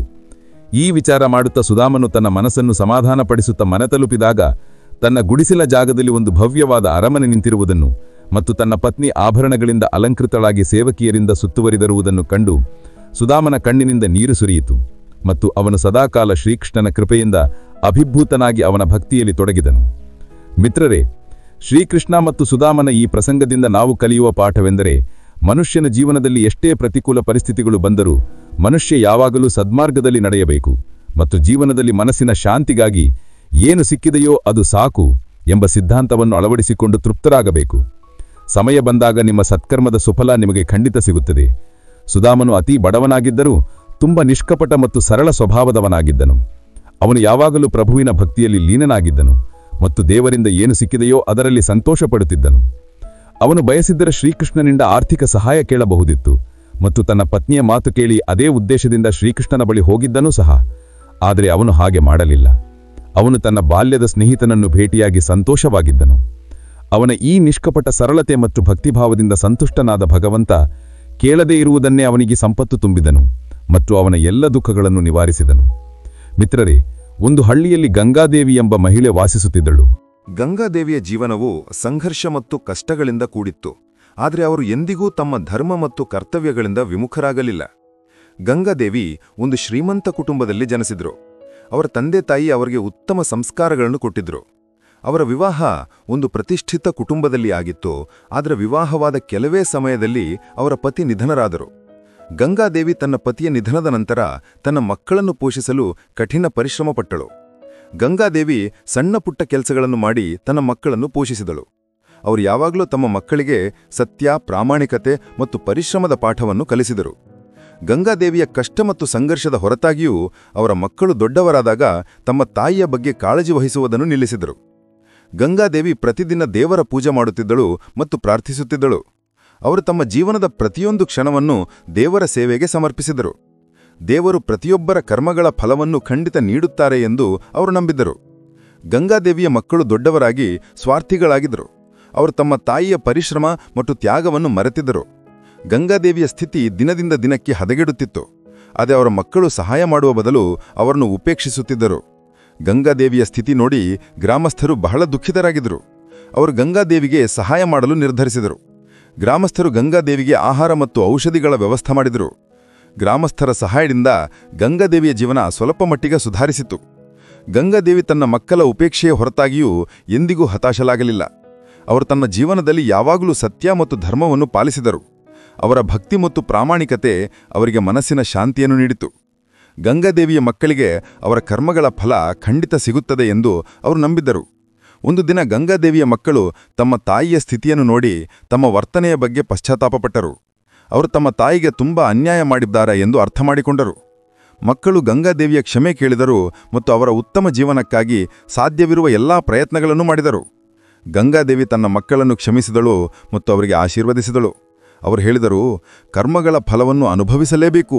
ಆದರೆ ಮನುಷ್ಯ ತನ್ನ ಕರ್ಮಗಳನ್ನು ಸುಧಾರಿಸಿಕೊಂಡರೆ ಭಗವಂತನು ಅವನನ್ನು ಕ್ಷಮಿಸುತ್ತಾನೆ. ಗಂಗಾದೇವಿಯ ಕಥೆಯು ಕರ್ಮಗಳ ಫಲವನ್ನು ಖಂಡಿತ ಅನುಭವಿಸಬೇಕಾಗುತ್ತದೆ ಎಂದು ಕಲಿಸುತ್ತದೆ. ಆದರೆ ಸತ್ಯ, ಪ್ರಾಮಾಣಿಕತೆ ಮತ್ತು ಭಕ್ತಿಯ ಫಲವು ಖಂಡಿತ ಸಿಗುತ್ತದೆ. ಗಂಗಾದೇವಿಯ ಜೀವನವು ಸಂಘರ್ಷಮಯವಾಗಿತ್ತು, ಆದರೆ ಅವರು ಎಂದಿಗೂ ತಮ್ಮ ಧರ್ಮ ಮತ್ತು ಕರ್ತವ್ಯಗಳಿಂದ ವಿಮುಖರಾಗಲಿಲ್ಲ. ಅವರ ಕಥೆಯು ಸತ್ಯ ಮತ್ತು ಧರ್ಮದ ಮಾರ್ಗದಲ್ಲಿ ನಡೆಯುವವನಿಗೆ ಕೊನೆಗೆ ಸುಖ ಮತ್ತು ಶಾಂತಿ ಸಿಗುತ್ತದೆ ಎಂದು ನಮ್ಮಲ್ಲಿ ಕಲಿಸುತ್ತದೆ. ಮಿತ್ರರೇ, ಅದಕ್ಕಾಗಿಯೇ ಯಾವಾಗಲೂ ಒಳ್ಳೆಯ ಕರ್ಮಗಳನ್ನು ಮಾಡುತ್ತಿರಬೇಕು. ಏಕೆಂದರೆ ಕೆಟ್ಟ ಕರ್ಮಗಳ ಫಲವನ್ನು ಎಂದಾದರೂ ಅನುಭವಿಸಲೇಬೇಕು. ನಾವು ಒಳ್ಳೆಯ ಕರ್ಮಗಳನ್ನು ಮಾಡಿದರೆ ನಮ್ಮ ಜೀವನವೂ ಚೆನ್ನಾಗಿರುತ್ತದೆ. ಜೀವನದಲ್ಲಿ ಪ್ರತಿಯೊಬ್ಬ ವ್ಯಕ್ತಿಯೂ ಏನಾದರೂ ಕರ್ಮ ಮಾಡುತ್ತಾನೆ. ಭಗವಾನ್ ಶ್ರೀಕೃಷ್ಣನು ಗೀತೆಯಲ್ಲಿ ಸ್ವತಃ ಹೇಳುತ್ತಾನೆ, ಯಾವ ಮನುಷ್ಯನೂ ಕ್ಷಣ ಮಾತ್ರವೂ ಕರ್ಮ ಮಾಡದೇ ಇರಲು ಸಾಧ್ಯವೇ ಇಲ್ಲ. ವ್ಯಕ್ತಿಯ ಕರ್ಮಗಳೇ ಅವನನ್ನು ಮೇಲೆತ್ತುತ್ತವೆ ಮತ್ತು ಕರ್ಮಗಳೇ ಅವನನ್ನು ಎತ್ತರದಿಂದ ಕೆಳಗೆ ತಳ್ಳಬಹುದು. ಸನಾತನ ಧರ್ಮದಲ್ಲಿ ನಮ್ಮ ಕರ್ಮಗಳಿಗೆ ಅನುಗುಣವಾಗಿ ಶುಭ ಅಥವಾ ಅಶುಭ ಫಲ ಸಿಗುತ್ತದೆ ಎಂದು ನಂಬಲಾಗಿದೆ. ಮನುಷ್ಯನು ಯಾವ ರೀತಿ ಕರ್ಮ ಮಾಡುತ್ತಾನೋ ಅದೇ ರೀತಿ ಫಲವನ್ನು ಅನುಭವಿಸಬೇಕಾಗುತ್ತದೆ. ಈ ಫಲಗಳನ್ನು ಸಮಯವೇ ನಿರ್ಧರಿಸುತ್ತದೆ. ಆದ್ದರಿಂದ ವ್ಯಕ್ತಿಯು ಆಲೋಚಿಸಿ ತನ್ನ ಕರ್ಮಗಳನ್ನು ಮಾಡಬೇಕು. ಕರ್ಮ ನಿಯಮಗಳ ಪ್ರಕಾರ ಕರ್ಮದ ಯೋಗವೇ ಈಶ್ವರ. ವ್ಯಕ್ತಿಯು ಈಶ್ವರನಿಗೆ ಅಲ್ಲ, ಬದಲಾಗಿ ತನ್ನ ಕೆಟ್ಟ ಕರ್ಮಗಳಿಗೆ ಹೆದರಬೇಕು. ಏಕೆಂದರೆ ಈಶ್ವರ ನಿಮಗೆ ಕ್ಷಮಿಸಬಹುದು, ಆದರೆ ನಿಮ್ಮ ಕೆಟ್ಟ ಕರ್ಮಗಳು ನಿಮ್ಮನ್ನು ಎಂದಿಗೂ ಕ್ಷಮಿಸುವುದಿಲ್ಲ. ನಾವು ಒಳ್ಳೆಯ ಕರ್ಮಗಳ ಆಧಾರದ ಮೇಲೆ ಸ್ವರ್ಗಕ್ಕೆ ಹೋಗಬಹುದು, ಆದರೆ ಕೆಟ್ಟ ಕರ್ಮಗಳಿಂದ ವ್ಯಕ್ತಿಯು ನರಕದ ಯಾತನೆಗಳನ್ನು ಅನುಭವಿಸಬೇಕಾಗುತ್ತದೆ. ಯಾವ ವ್ಯಕ್ತಿಯ ಆಲೋಚನೆ ಹೇಗಿರುತ್ತದೋ ಅವನ ಕರ್ಮಗಳು ಹಾಗೇ ಇರುತ್ತವೆ. ವ್ಯಕ್ತಿಯು ತನ್ನ ಕರ್ಮಗಳೊಂದಿಗೆ ಸ್ನೇಹ ಮಾಡಿದರೆ ಅವನು ಯಾವಾಗಲೂ ಲಾಭದಲ್ಲಿರುತ್ತಾನೆ. ಕರ್ಮ ನಿಯಮಗಳ ಪ್ರಕಾರ ವ್ಯಕ್ತಿಯು ಯಾವಾಗಲೂ ಕರ್ಮಗಳನ್ನು ಮಾಡುತ್ತಿರಬೇಕು. ಹೀಗೆ ಮಾಡುವುದರಿಂದ ಜೀವನ ನಿಮಗೆ ಸುಂದರ ಅವಕಾಶಗಳನ್ನು ನೀಡುತ್ತಲೇ ಇರುತ್ತದೆ. ಯಾವನು ನಿಯಮಗಳಿಗೆ ಬದ್ಧವಾಗಿ ಜೀವನ ನಡೆಸುತ್ತಾನೋ ಅವನು ತನ್ನ ಗುರಿಯನ್ನು ತಲುಪುತ್ತಾನೆ. ಕರ್ಮವನ್ನು ನಾವು ಪೂಜೆಯನ್ನಾಗಿ ಮಾಡಿಕೊಂಡರೆ ಬಂಧನಗಳಿಂದ ಮುಕ್ತಿ ಸಾಧ್ಯ. ಕರ್ಮವು ಒಂದು ಕನ್ನಡಿಯಾಗಿದೆ. ಅದು ನಮ್ಮ ನಿಜವಾದ ಮುಖವನ್ನು ತೋರಿಸುತ್ತದೆ. ಏಕೆಂದರೆ ಯಾವ ವ್ಯಕ್ತಿಯೂ ತನ್ನ ಸೌಂದರ್ಯದಿಂದ ದೊಡ್ಡವನಾಗುವುದಿಲ್ಲ, ಬದಲಾಗಿ ತನ್ನ ಕರ್ಮಗಳಿಂದ ದೊಡ್ಡವನಾಗುತ್ತಾನೆ. ವ್ಯಕ್ತಿಯು ಯಾವಾಗಲೂ ಇತರರಿಗೆ ಉಪಯೋಗವಾಗುವಂಥ ಕರ್ಮಗಳನ್ನು ಮಾಡಬೇಕು. ಕರ್ಮಗಳ ಶಕ್ತಿ ಎಷ್ಟಿದೆ ಎಂದರೆ ಇದೇ ಕಾರಣದಿಂದ ಸ್ವರ್ಗದ ಸುಖ ಮತ್ತು ಐಶ್ವರ್ಯವನ್ನು ಅನುಭವಿಸಿದ ನಂತರ ಇಂದ್ರನೂ ಸಹ ಒಳ್ಳೆಯ ಕರ್ಮಗಳ ಕೊರತೆಯಿಂದ ಮತ್ತೆ ಯೋನಿಗಳಲ್ಲಿ ಅಲೆಯಾಡಬೇಕಾಯಿತು. ಕರ್ಮದ ಫಲವನ್ನು ಪ್ರತಿಯೊಬ್ಬ ಮನುಷ್ಯನೂ ಅನುಭವಿಸಲೇಬೇಕು. ರೋಹಿತ್ ಎಂಬ ಒಂದು ಅನಾಥ ಮಗುವಿತ್ತು. ಅವನ ತಂದೆ ತಾಯಿ ಬಾಲ್ಯದಲ್ಲಿಯೇ ಮರಣ ಹೊಂದಿದ್ರು ಹಾಗೂ ಅವನ ಅಜ್ಜ ಕಾತ ಅಥವಾ ತಂದೆಯ ಕಡೆಯಿಂದ ಯಾರೂ ಇರಲಿಲ್ಲ. ಅವನು ಅನಾಥಾಶ್ರಮದಲ್ಲಿ ವಾಸಿ ಓದಿದ. ಅವನು ಓದುವಲ್ಲಿ ಬುದ್ಧಿವಂತನಾಗಿದ್ದನು ಹಾಗೂ ಅವನಿಗೆ ಸೇನೆಯಲ್ಲಿ ಕೆಲಸ ಸಿಕ್ಕಿತು. ಅವನೊಬ್ಬ ಅಧಿಕಾರಿಯಾದನು ಮತ್ತು ಈಗ ಸೇನೆಯೊಂದಿಗೆ ವಾಸಿಸುತ್ತಿದ್ದ. ಎಂದಿಗೂ ಮನೆಗೆ ಹಿಂದುಳಿರಿಲ್ಲ, ಏಕೆಂದರೆ ಅವನಿಗೆ ಯಾರೂ ಇರಲಿಲ್ಲ. ಅವನು ಮದುವೆಯೂ ಮಾಡಿಕೊಂಡಿರಲಿಲ್ಲ. ಅವನಿಗೆ ಸಿಗುತ್ತಿದ್ದ ಎಲ್ಲ ಸಂಬಳವನ್ನು ಉಳಿತಾಯ ಮಾಡುತ್ತಿದ್ದ. ಸೇನಾ ಕ್ಯಾಂಟೀನ್ನಲ್ಲಿ ಊಟ ಮಾಡುತ್ತಿದ್ದ ಹಾಗೂ ಅಲ್ಲೇ ವಾಸಿಸುತ್ತಿದ್ದ. ಆದ್ದರಿಂದ ಅವನ ಖರ್ಚು ಬಹುತೇಕ ಶೂನ್ಯವಾಗಿತ್ತು. ಅವನು ಹೀತವರಿಗೆ ಗಳಿಸಿದ ಸಂಬಳವೆಲ್ಲ ಉಳಿತಾಯ ಮಾಡಿದ್ದಾನೆ ಎಂದು ಹೇಳಬಹುದು. ಅದೇ ಕ್ಯಾಂಟೀನ್ಗೆ ಸೂರಜ್ಮಲ್ ಎಂಬ ಶೇಠ ಬರುತ್ತಿದ್ದನು. ಅವನು ಕ್ಯಾಂಟೀನ್ ಸಾಮಗ್ರಿಗಳ ಸಣ್ಣ ಸಪ್ಲೈಯರ್ ಆಗಿದ್ದನು. ಇಬ್ಬರು ಬಹಳ ದಿನಗಳಿಂದ ಒಬ್ಬರಿಗೊಬ್ಬರು ತಿಳಿದುಕೊಂಡಿದ್ದರು ಮತ್ತು ಅರ್ಥ ಮಾಡಿಕೊಂಡಿದ್ದರು. ಒಂದು ದಿನ ಸೂರಜ್ಮಲ್ ಹೇಳಿದ, ರೋಹಿತ್, ನಿನ್ನ ಬಳಿ ಬ್ಯಾಂಕಿನಲ್ಲಿ ಹಣವಿದೆ. ಅದನ್ನು ನನಗೆ ವ್ಯಾಪಾರದಲ್ಲಿ ಹೂಡಲು ಕೊಡು, ನಾನು ನಿನಗೆ ಉತ್ತಮ ಲಾಭ ನೀಡುತ್ತೇನೆ. ರೋಹಿತ್ ನಿರಾಕರಿಸಿದ. ರೋಹಿತ್ ಹೇಳಿದ, ನನಗೆ ಎಷ್ಟು ದೊಡ್ಡ ಹಣದ ಆಸೆ ಇಲ್ಲ. ಸರ್ಕಾರ ಏನು ಕೊಟ್ಟಿದೆಯೋ ಅದು ನನ್ನ ಖಾತೆಯಲ್ಲಿದೆ. ಜೀವನದಲ್ಲಿ ಯಾವಾಗಾದರೂ ಬೇಕಾದರೆ ಬಳಸುತ್ತೇನೆ, ಇಲ್ಲದರ ಪರವಾಗಿಲ್ಲ. ಶೇಠ್ ಹೇಳಿದ, ಇದೇನು ಮಾತೋ, ನೀನು ನನ್ನನ್ನು ಸ್ನೇಹಿತ ಎಂದು ಭಾವಿಸುವುದಾದರೆ ನೀನು ಸಹಾಯ ಮಾಡು. ನಾನು ಈ ಹಣವನ್ನು ನಿನಗೆ ಹಿಂದಿರುಗಿಸುತ್ತೇನೆ. ಕನಿಷ್ಠ ನನ್ನ ಕೆಲಸವಾಗುತ್ತದೆ. ರೋಹಿತ್ ಹೇಳಿದ, ಮಾತು ಸರಿ ಹೇಳುತ್ತಿದ್ಯಾ, ಆದರೆ ನೀನು ಹಣವನ್ನು ಹಿಂದಿರುಗಿಸುತ್ತೀಯಾ ಎಂಬುದಕ್ಕೆ ಏನೂ ಗ್ಯಾರಂಟಿ? ಶೇಠ್ ಹೇಳಿದ, ಆಣೆ ಮಾಡಿ ಹೇಳುತ್ತೇನೆ, ಮೋಸ ಮಾಡುವುದಿಲ್ಲ. ರೋಹಿತ್ ಹೇಳಿದ, ಶೇಠ್ಜಿ, ಜನರು ಹಣಕ್ಕಾಗಿ ಏನೆಲ್ಲ ಮಾಡುತ್ತಾರೆ, ಆದರೆ ಪರವಾಗಿಲ್ಲ. ಸರಿ, ನಾನು ನಿಮ್ಮ ಮಾತನ್ನು ಒಪ್ಪಿಕೊಳ್ಳುತ್ತೇನೆ. ಕನಿಷ್ಠ ನಿಮ್ಮ ಒಳಿತಾಗುತ್ತದೆ. ಶೇಠ್ ನಗತ್ತಾ ಧನ್ಯವಾದ ಹೇಳಿದ ಮತ್ತು ರೋಹಿತನ್ನು ಅಪ್ಪಿಕೊಂಡ. ಹಣ ತೆಗೆದುಕೊಂಡ ನಂತರ ಶೇಠ್ ಯಾವಾಗ ಬಂದರೂ ರೋಹಿತ್ಗೆ ಬಹಳಷ್ಟು ಧನ್ಯವಾದ ಹೇಳುತ್ತಿದ್ದನು. ರೋಹಿತ್ನ ಹಣದಿಂದ ಶೇಠ್ನ ವ್ಯಾಪಾರ ಹೆಚ್ಚಾಗುತ್ತಿತ್ತು, ಆದಾಯ ದಿನದಿಂದ ದಿನಕ್ಕೆ ಹೆಚ್ಚಾಗುತ್ತಿತ್ತು. ಆದಾಯ ಹೆಚ್ಚಾದಂತೆ ಈಗ ಶೇಠ್ನ ನಿಯತ್ತಿನಲ್ಲಿ ಮೋಸ ಬಂದಿತ್ತು. ಅವನು ಹಣವನ್ನು ಹಿಂದಿರುಗಿಸದಂತೆ ಒಂದು ನೆಪ ಹುಡುಕುತ್ತಿದ್ದನು. ಈ ನಡುವೆ ಬಾರ್ಡರ್ನಲ್ಲಿ ನೆರೆಯ ದೇಶದೊಂದಿಗೆ ಯುದ್ಧ ಪ್ರಾರಂಭವಾಯಿತು ಮತ್ತು ರೋಹಿತ್ಗೂ ಹೋಗಬೇಕಾಯಿತು. ಯುದ್ಧ ನಡೆಯುತ್ತಿದ್ದ ಪ್ರದೇಶವು ಬಹಳ ದುರ್ಗಮವಾಗಿತ್ತು. ಅಲ್ಲಿಗೆ ತಲುಪಲು ಏಕೈಕ ಮಾರ್ಗ ಕುದುರೆಯ ಮೂಲಕವಾಗಿತ್ತು. ರೋಹಿತ್ ಒಬ್ಬ ನುರುಳಿನ ಕುದುರೆ ಸವಾರಿಯಾಗಿದ್ದನೋ, ಆದರೆ ಅವನಿಗೆ ಸಿಕ್ಕಿದ ಕುದುರೆ ಸರಿಯಾಗಿರಲಿಲ್ಲ. ರೋಹಿತ್ ಅದರ ಮೇಲೆ ಕುಳಿತ ಕೂಡಲೇ ಕುದುರೆ ವೇಗವಾಗಿ ಓಡಲು ಆರಂಭಿಸಿತು. ರೋಹಿತ್ ಅದನ್ನು ನಿಯಂತ್ರಿಸಲು ಎಷ್ಟೇ ಪ್ರಯತ್ನ ಮಾಡಿದರೂ ಅದು ತನ್ನ ವೇಗವನ್ನು ಇನ್ನಷ್ಟು ಹೆಚ್ಚಿಸಿದಾ ಹೋಯಿತು. ರೋಹಿತ್ ಪೂರ್ಣ ಶಕ್ತಿಯಿಂದ ಲಗಾಮೆಳೆದನು. ಕುದುರೆಯ ಬಾಯಿ ಕತ್ತರಿಸಿದಂತಾಯಿತು. ಆದರೆ ಇಂದು ಈ ಕುದುರೆ ಏನನ್ನೂ ಕೇಳಲು ಸಿದ್ಧವಾಗಿರಲಿಲ್ಲ. ಕುದುರೆ ಓಡಿ ಶತ್ರುಗಳ ಶಿಬಿರದ ಮುಂದೆ ನಿಂತು ರೋಹಿತ್ ಶತ್ರುಗಳ ಗುಂಡಿಗೆ ಬಲಿಯಾದನು. ಶೇಠ್ ನಿರಂತರವಾಗಿ ಸೇನಾ ಕ್ಯಾಂಟೀನ್ಗೆ ಹೋಗುತ್ತಿದ್ದನು ಮತ್ತು ಅಲ್ಲಿ ರೋಹಿತ್ ಯುದ್ಧದಲ್ಲಿ ವೀರಗತಿ ಹೊಂದಿದನು ಎಂದು ಅವನಿಗೆ ತಿಳಿಯಿತು. ಶೇಠ್ ಅಲ್ಲಿ ಬಹಳ ದುಃಖ ತೋರಿಸಿದ ಮತ್ತು ಕ್ಯಾಂಟೀನ್ನಿಂದ ಹೊರಬರುತ್ತಂತೆ ಸಂತೋಷದಿಂದ ಕುಣಿದು ಕುಪ್ಪಳಿಸಿದ. ಈಗ ಹಣ ಹಿಂದಿರುಗಿಸಬೇಕಾಗಿಲ್ಲ. ಶೇಠನ ವ್ಯಾಪಾರ ದಿನದಿಂದ ದಿನಕ್ಕೆ ಹೆಚ್ಚಾಗುತ್ತಿತ್ತು. ಕೆಲವು ದಿನಗಳ ನಂತರ ಶೇಠನ ಪತ್ನಿ ತಾಯಿಯಾದಳು ಮತ್ತು ಶೇಠ್ ಒಬ್ಬ ಸುಂದರ ಮಗುವಿನ ತಂದೆಯಾದನು. ಶೇಠನ ಜೀವನದ ಇದು ಅತ್ಯಂತ ಉತ್ತಮ ಸಮಯವಾಗಿತ್ತು. ಸಮಯ ಕಳೆಯುವುದಕ್ಕೆ ಹೆಚ್ಚು ಸಮಯ ಬೇಕಾಗಲಿಲ್ಲ. ಶೇಠನ ಮಗು ಅಮರ್ ಈಗ ದೊಡ್ಡವನಾಗಿದ್ದನು ಮತ್ತು ಈಗ ಶೇಠನೊಂದಿಗೆ ವ್ಯಾಪಾರ ಮಾಡುತ್ತಿದ್ದನು. ಮದುವೆಗೆ ಯೋಗ್ಯನಾಗಿದ್ದನು. ಉತ್ತಮ ಮನೆಯ ಸುಂದರ ಮತ್ತು ಸುಶೀಲೆ ಕನ್ಯೆಯನ್ನು ನೋಡಿ ಅಮರ್ನ ಮದುವೆಯಾಯಿತು. ಈಗ ಶೇಠ್ ಇನ್ನು ಕೆಲವೇ ದಿನಗಳ ಮಾತು. ಈಗ ಮಗ ವ್ಯಾಪಾರವನ್ನು ನಿಭಾಯಿಸುತ್ತಾನೆ. ನನ್ನ ಜೀವನ ಯಶಸ್ವಿಯಾಗಿದೆ ಮತ್ತು ನನಗೆ ಇನ್ನೇನು ಬೇಕು ಎಂದು ಹೇಳುತ್ತಿದ್ದ. ಅಮರ್ನ ಮದುವೆಯಾಗಿ ಕೇವಲ 2 ತಿಂಗಳಷ್ಟೇ ಆಗಿತ್ತು. ಅಮರ್ ರಸ್ತೆ ದಾಟುತ್ತಿದ್ದಾಗ ಅವನಿಗೆ ತಲೆ ತಿರುಗಿ ಬಿದ್ದು ಹೋದನು. ಜನರು ಅವನನ್ನು ಎತ್ತಿ ಆಸ್ಪತ್ರೆಗೆ ಕರೆದೊಯ್ದರು. ಅವನ ಮೆದುಳಿನ MRI ಮತ್ತು ಇತರ ಪರೀಕ್ಷೆಗಳನ್ನು ಮಾಡಿದಾಗ ಅಮರ್ಗೆ ಮೆದುಳಿನ ಕ್ಯಾನ್ಸರ್ ಇರುವುದು ತಿಳಿಯಿತು. ಶೇಠ್ ವೈದ್ಯರಿಗೆ ಹಣದ ಬಗ್ಗೆ ಚಿಂತಿಸಬೇಡಿ, ನೀವು ಚಿಕಿತ್ಸೆ ನೀಡಿ ಎಂದು ಹೇಳಿದನು. ವೈದ್ಯರು ಮತ್ತು ಆಸ್ಪತ್ರೆಗಳು ಬದಲಾಗುತ್ತಾ ಹೋದವು. ಆದರೆ ಅಮರ್ನ ಸ್ಥಿತಿ ದಿನದಿಂದ ದಿನಕ್ಕೆ ಹದಗೆಡುತ್ತಾ ಹೋಯಿತು. ಶೇಠ್ ಈಗ ವ್ಯಾಪಾರದತ್ತ ಗಮನಹರಿಸಲು ಸಾಧ್ಯವಾಗುತ್ತಿರುವುದಿಲ್ಲ. ಅವನ ಗ್ರಾಹಕರು ದೂರವಾಗುತ್ತಿದ್ದರು ಮತ್ತು ಆಸ್ಪತ್ರೆಯ ಬಿಲ್ ಹೆಚ್ಚಾಗುತ್ತಿತ್ತು. ಈಗ ಶೇಠ್ ಮೇಲೆ ಸಾಕಷ್ಟು ಸಾಲವಿತ್ತು ಮತ್ತು ಅವನು ತೊಂದರೆಯಲ್ಲಿದ್ದನು. ಈಗ ಅಮರ್ಗೆ ವೈದ್ಯರು ಕೈಚೆಲ್ಲಿದ್ದರು. ಶೇಠ್ ಸೋಲೊಪ್ಪಿಕೊಂಡಿದ್ದನು. ಯಾವುದಾದರೂ ಪವಾಡದ ಆಶಯದಲ್ಲಿ ಕುಳಿತಿದ್ದನು. ಪವಾಡ ಸಂಭವಿಸಲಿಲ್ಲ. ಆದರೆ ಅಮರ್ ಈಗ ಈ ಲೋಕದಲ್ಲಿರಲಿಲ್ಲ. ತಿಂಗಳುಗಟ್ಟಲೆ ಜೀವಿತದ ಯುದ್ಧ ಹೋರಾಡಿದ ನಂತರ ಅಮರ್ ಸೋಲೊಪ್ಪಿಕೊಂಡಿದ್ದನು. ಶೇಠ್ನ ಮನೆಯಲ್ಲಿ ಹಾಹಾಕಾರ ಮಚ್ಚಿಕೊಂಡಿತ್ತು. ಶೇಠಾಣಿ, ಅಮರ್ನ ಪತ್ನಿ ಎಲ್ಲರೂ ವಿಲಾಪ ಮಾಡುತ್ತಿದ್ದರು. ಮನೆಯ ಸೇವಕರೂ ಸಹ ಹತ್ತು ಕೆಟ್ಟ ಸ್ಥಿತಿಯಲ್ಲಿದ್ದರು. ಒಬ್ಬ ಸಾಧು ಆ ಕಡೆಯಿಂದ ಹಾದು ಹೋಗುತ್ತಿದ್ದನು. ಅವನು ಕರುಣಾಜನಕ ಅಳು ಕೇಳಿ ನಿಂತನು. ಅಲ್ಲಿಗೆ ಹೋಗಿ ಅವರಿಗೆ ಹೇಳಿದನು, ಅಳುವುದರಿಂದ ಏನೂ ಆಗುವುದಿಲ್ಲ, ಆಗಬೇಕಾದ್ದು ಆಗಿ ಹೋಗಿದೆ. ಶೇಠ್ ಕೋಪದಿಂದ ಹೇಳಿದನು, ನನ್ನ ಜೊತೆಯಲ್ಲೇ ಏಕೆ? ಸಾಧು ಹೇಳಿದನು, ಎಲ್ಲವೂ ಕರ್ಮದ ಫಲ, ಇಲ್ಲಿಯೇ ತೀರಿಸಿ ಹೋಗಬೇಕು. ಇಂದು ತುಂಬಾ ಅಳುತ್ತಿದ್ದೀಯಾ, ನಿನ್ನೆ ನೀನು ತುಂಬಾ ನಗುತ್ತಿದ್ದೆ. ಶೇಠ್ ಹೇಳಿದ, ನಾನು ಏನೂ ಅರ್ಥ ಮಾಡಿಕೊಳ್ಳಲಿಲ್ಲ ಮಹಾರಾಜ. ಸಾಧು ಹೇಳಿದನು, ನೀನು ನಿನ್ನ ವ್ಯಾಪಾರಕ್ಕಾಗಿ ಸಾಲವಾಗಿ ಹಣ ತೆಗೆದುಕೊಂಡಿದ್ದೆ. ವ್ಯಾಪಾರ ಶುರುವಾದಾಗ ಹಣ ಯಾರದ್ದಾಗಿತ್ತೋ ಅವರಿಗೆ ಹಿಂದಿರುಗಿಸಲಿಲ್ಲ. ಶೇಠ್ ಹೇಳಿದ, ತಪ್ಪು, ಅವನು ಸತ್ತಿದ್ದನು, ಯಾರಿಗೆ ಹಿಂದಿರುಗಿಸಲಿ? ಸಾಧು ಹೇಳಿದನು, ಸುಳ್ಳು ಹೇಳಬೇಡ. ಅವನು ಸತ್ತ ಸುದ್ದಿ ಕೇಳಿ ನೀನು ಎಷ್ಟು ಸಂತೋಷಪಟ್ಟಿದ್ದೆ ಎಂಬುದನ್ನು ಮರೆತಿದ್ದೀಯಾ? ಆ ದಿನ ನೀನು ಸಿಹಿ ಹಂಚಿದೆ. ಸಿಹಿ ಹಂಚುವುದು ಸರಿಯಾಗಿತ್ತೇ? ನೀನು ಆ ಹಣವನ್ನು ಸರ್ಕಾರಕ್ಕೆ ಅಥವಾ ಅನಾಥಾಶ್ರಮಕ್ಕೆ ಅಥವಾ ಯಾವುದೇ ಅಗತ್ಯವಿರುವವರಿಗೆ ಕೊಡಬಹುದಿತ್ತು. ಆದರೆ ನೀನು ಕೊಡಲಿಲ್ಲ. ನಿನ್ನ ಉದ್ದೇಶದಲ್ಲಿ ಲೋಪವಿತ್ತು. ಶೇಠ್ ನಾಚಿಕೆಪಟ್ಟನು. ಇಂದು ಶೇಠ್ 20 ವರ್ಷಗಳ ಹಿಂದೆ ನಿಂತಿದ್ದ ಜಾಗದಲ್ಲಿಯೇ ನಿಂತಿದ್ದನು. ಇಂದು ಹಣವಿರಲಿಲ್ಲ, ವ್ಯಾಪಾರವಿರಲಿಲ್ಲ ಮತ್ತು ಮಗನೂ ಇರಲಿಲ್ಲ. ಇತ್ತು ಎಂದರೆ ಕೇವಲ ದೊಡ್ಡ ಸಾಲ. ಸಾಧು ಹೇಳಿದನು, ನಿನ್ನ ಈ ಮಗ ಅದೇ ರೋಹಿತ್ ಎಂಬ ಹುಡುಗ. ಅವನು ತನ್ನ ಲೆಕ್ಕ ಚುಕ್ತ ಮಾಡಲು ಬಂದಿದ್ದನು. ಲೆಕ್ಕ ಮುಗಿಸಿ ಹೊರಟು ಹೋದನು. ಅವನು ನಿನಗೆ ಎಷ್ಟು ಕೊಟ್ಟಿದ್ದನೋ ಬಡ್ಡಿ ಸಮೇತ ವಾಪಸ್ ತೆಗೆದುಕೊಂಡನು. ನೀನು ಅವನ ಶಿಕ್ಷಣ, ಮದುವೆ, ಆಸ್ಪತ್ರೆ ಎಲ್ಲದಕ್ಕೂ ಸಾಕಷ್ಟು ಖರ್ಚು ಮಾಡಿದೆ. ಅವನು ಹೋದಾಗ ನಿನ್ನನ್ನು ಭಿಕ್ಷುಕನನ್ನಾಗಿ ಮಾಡಿ ಹೋಗಿದ್ದನು.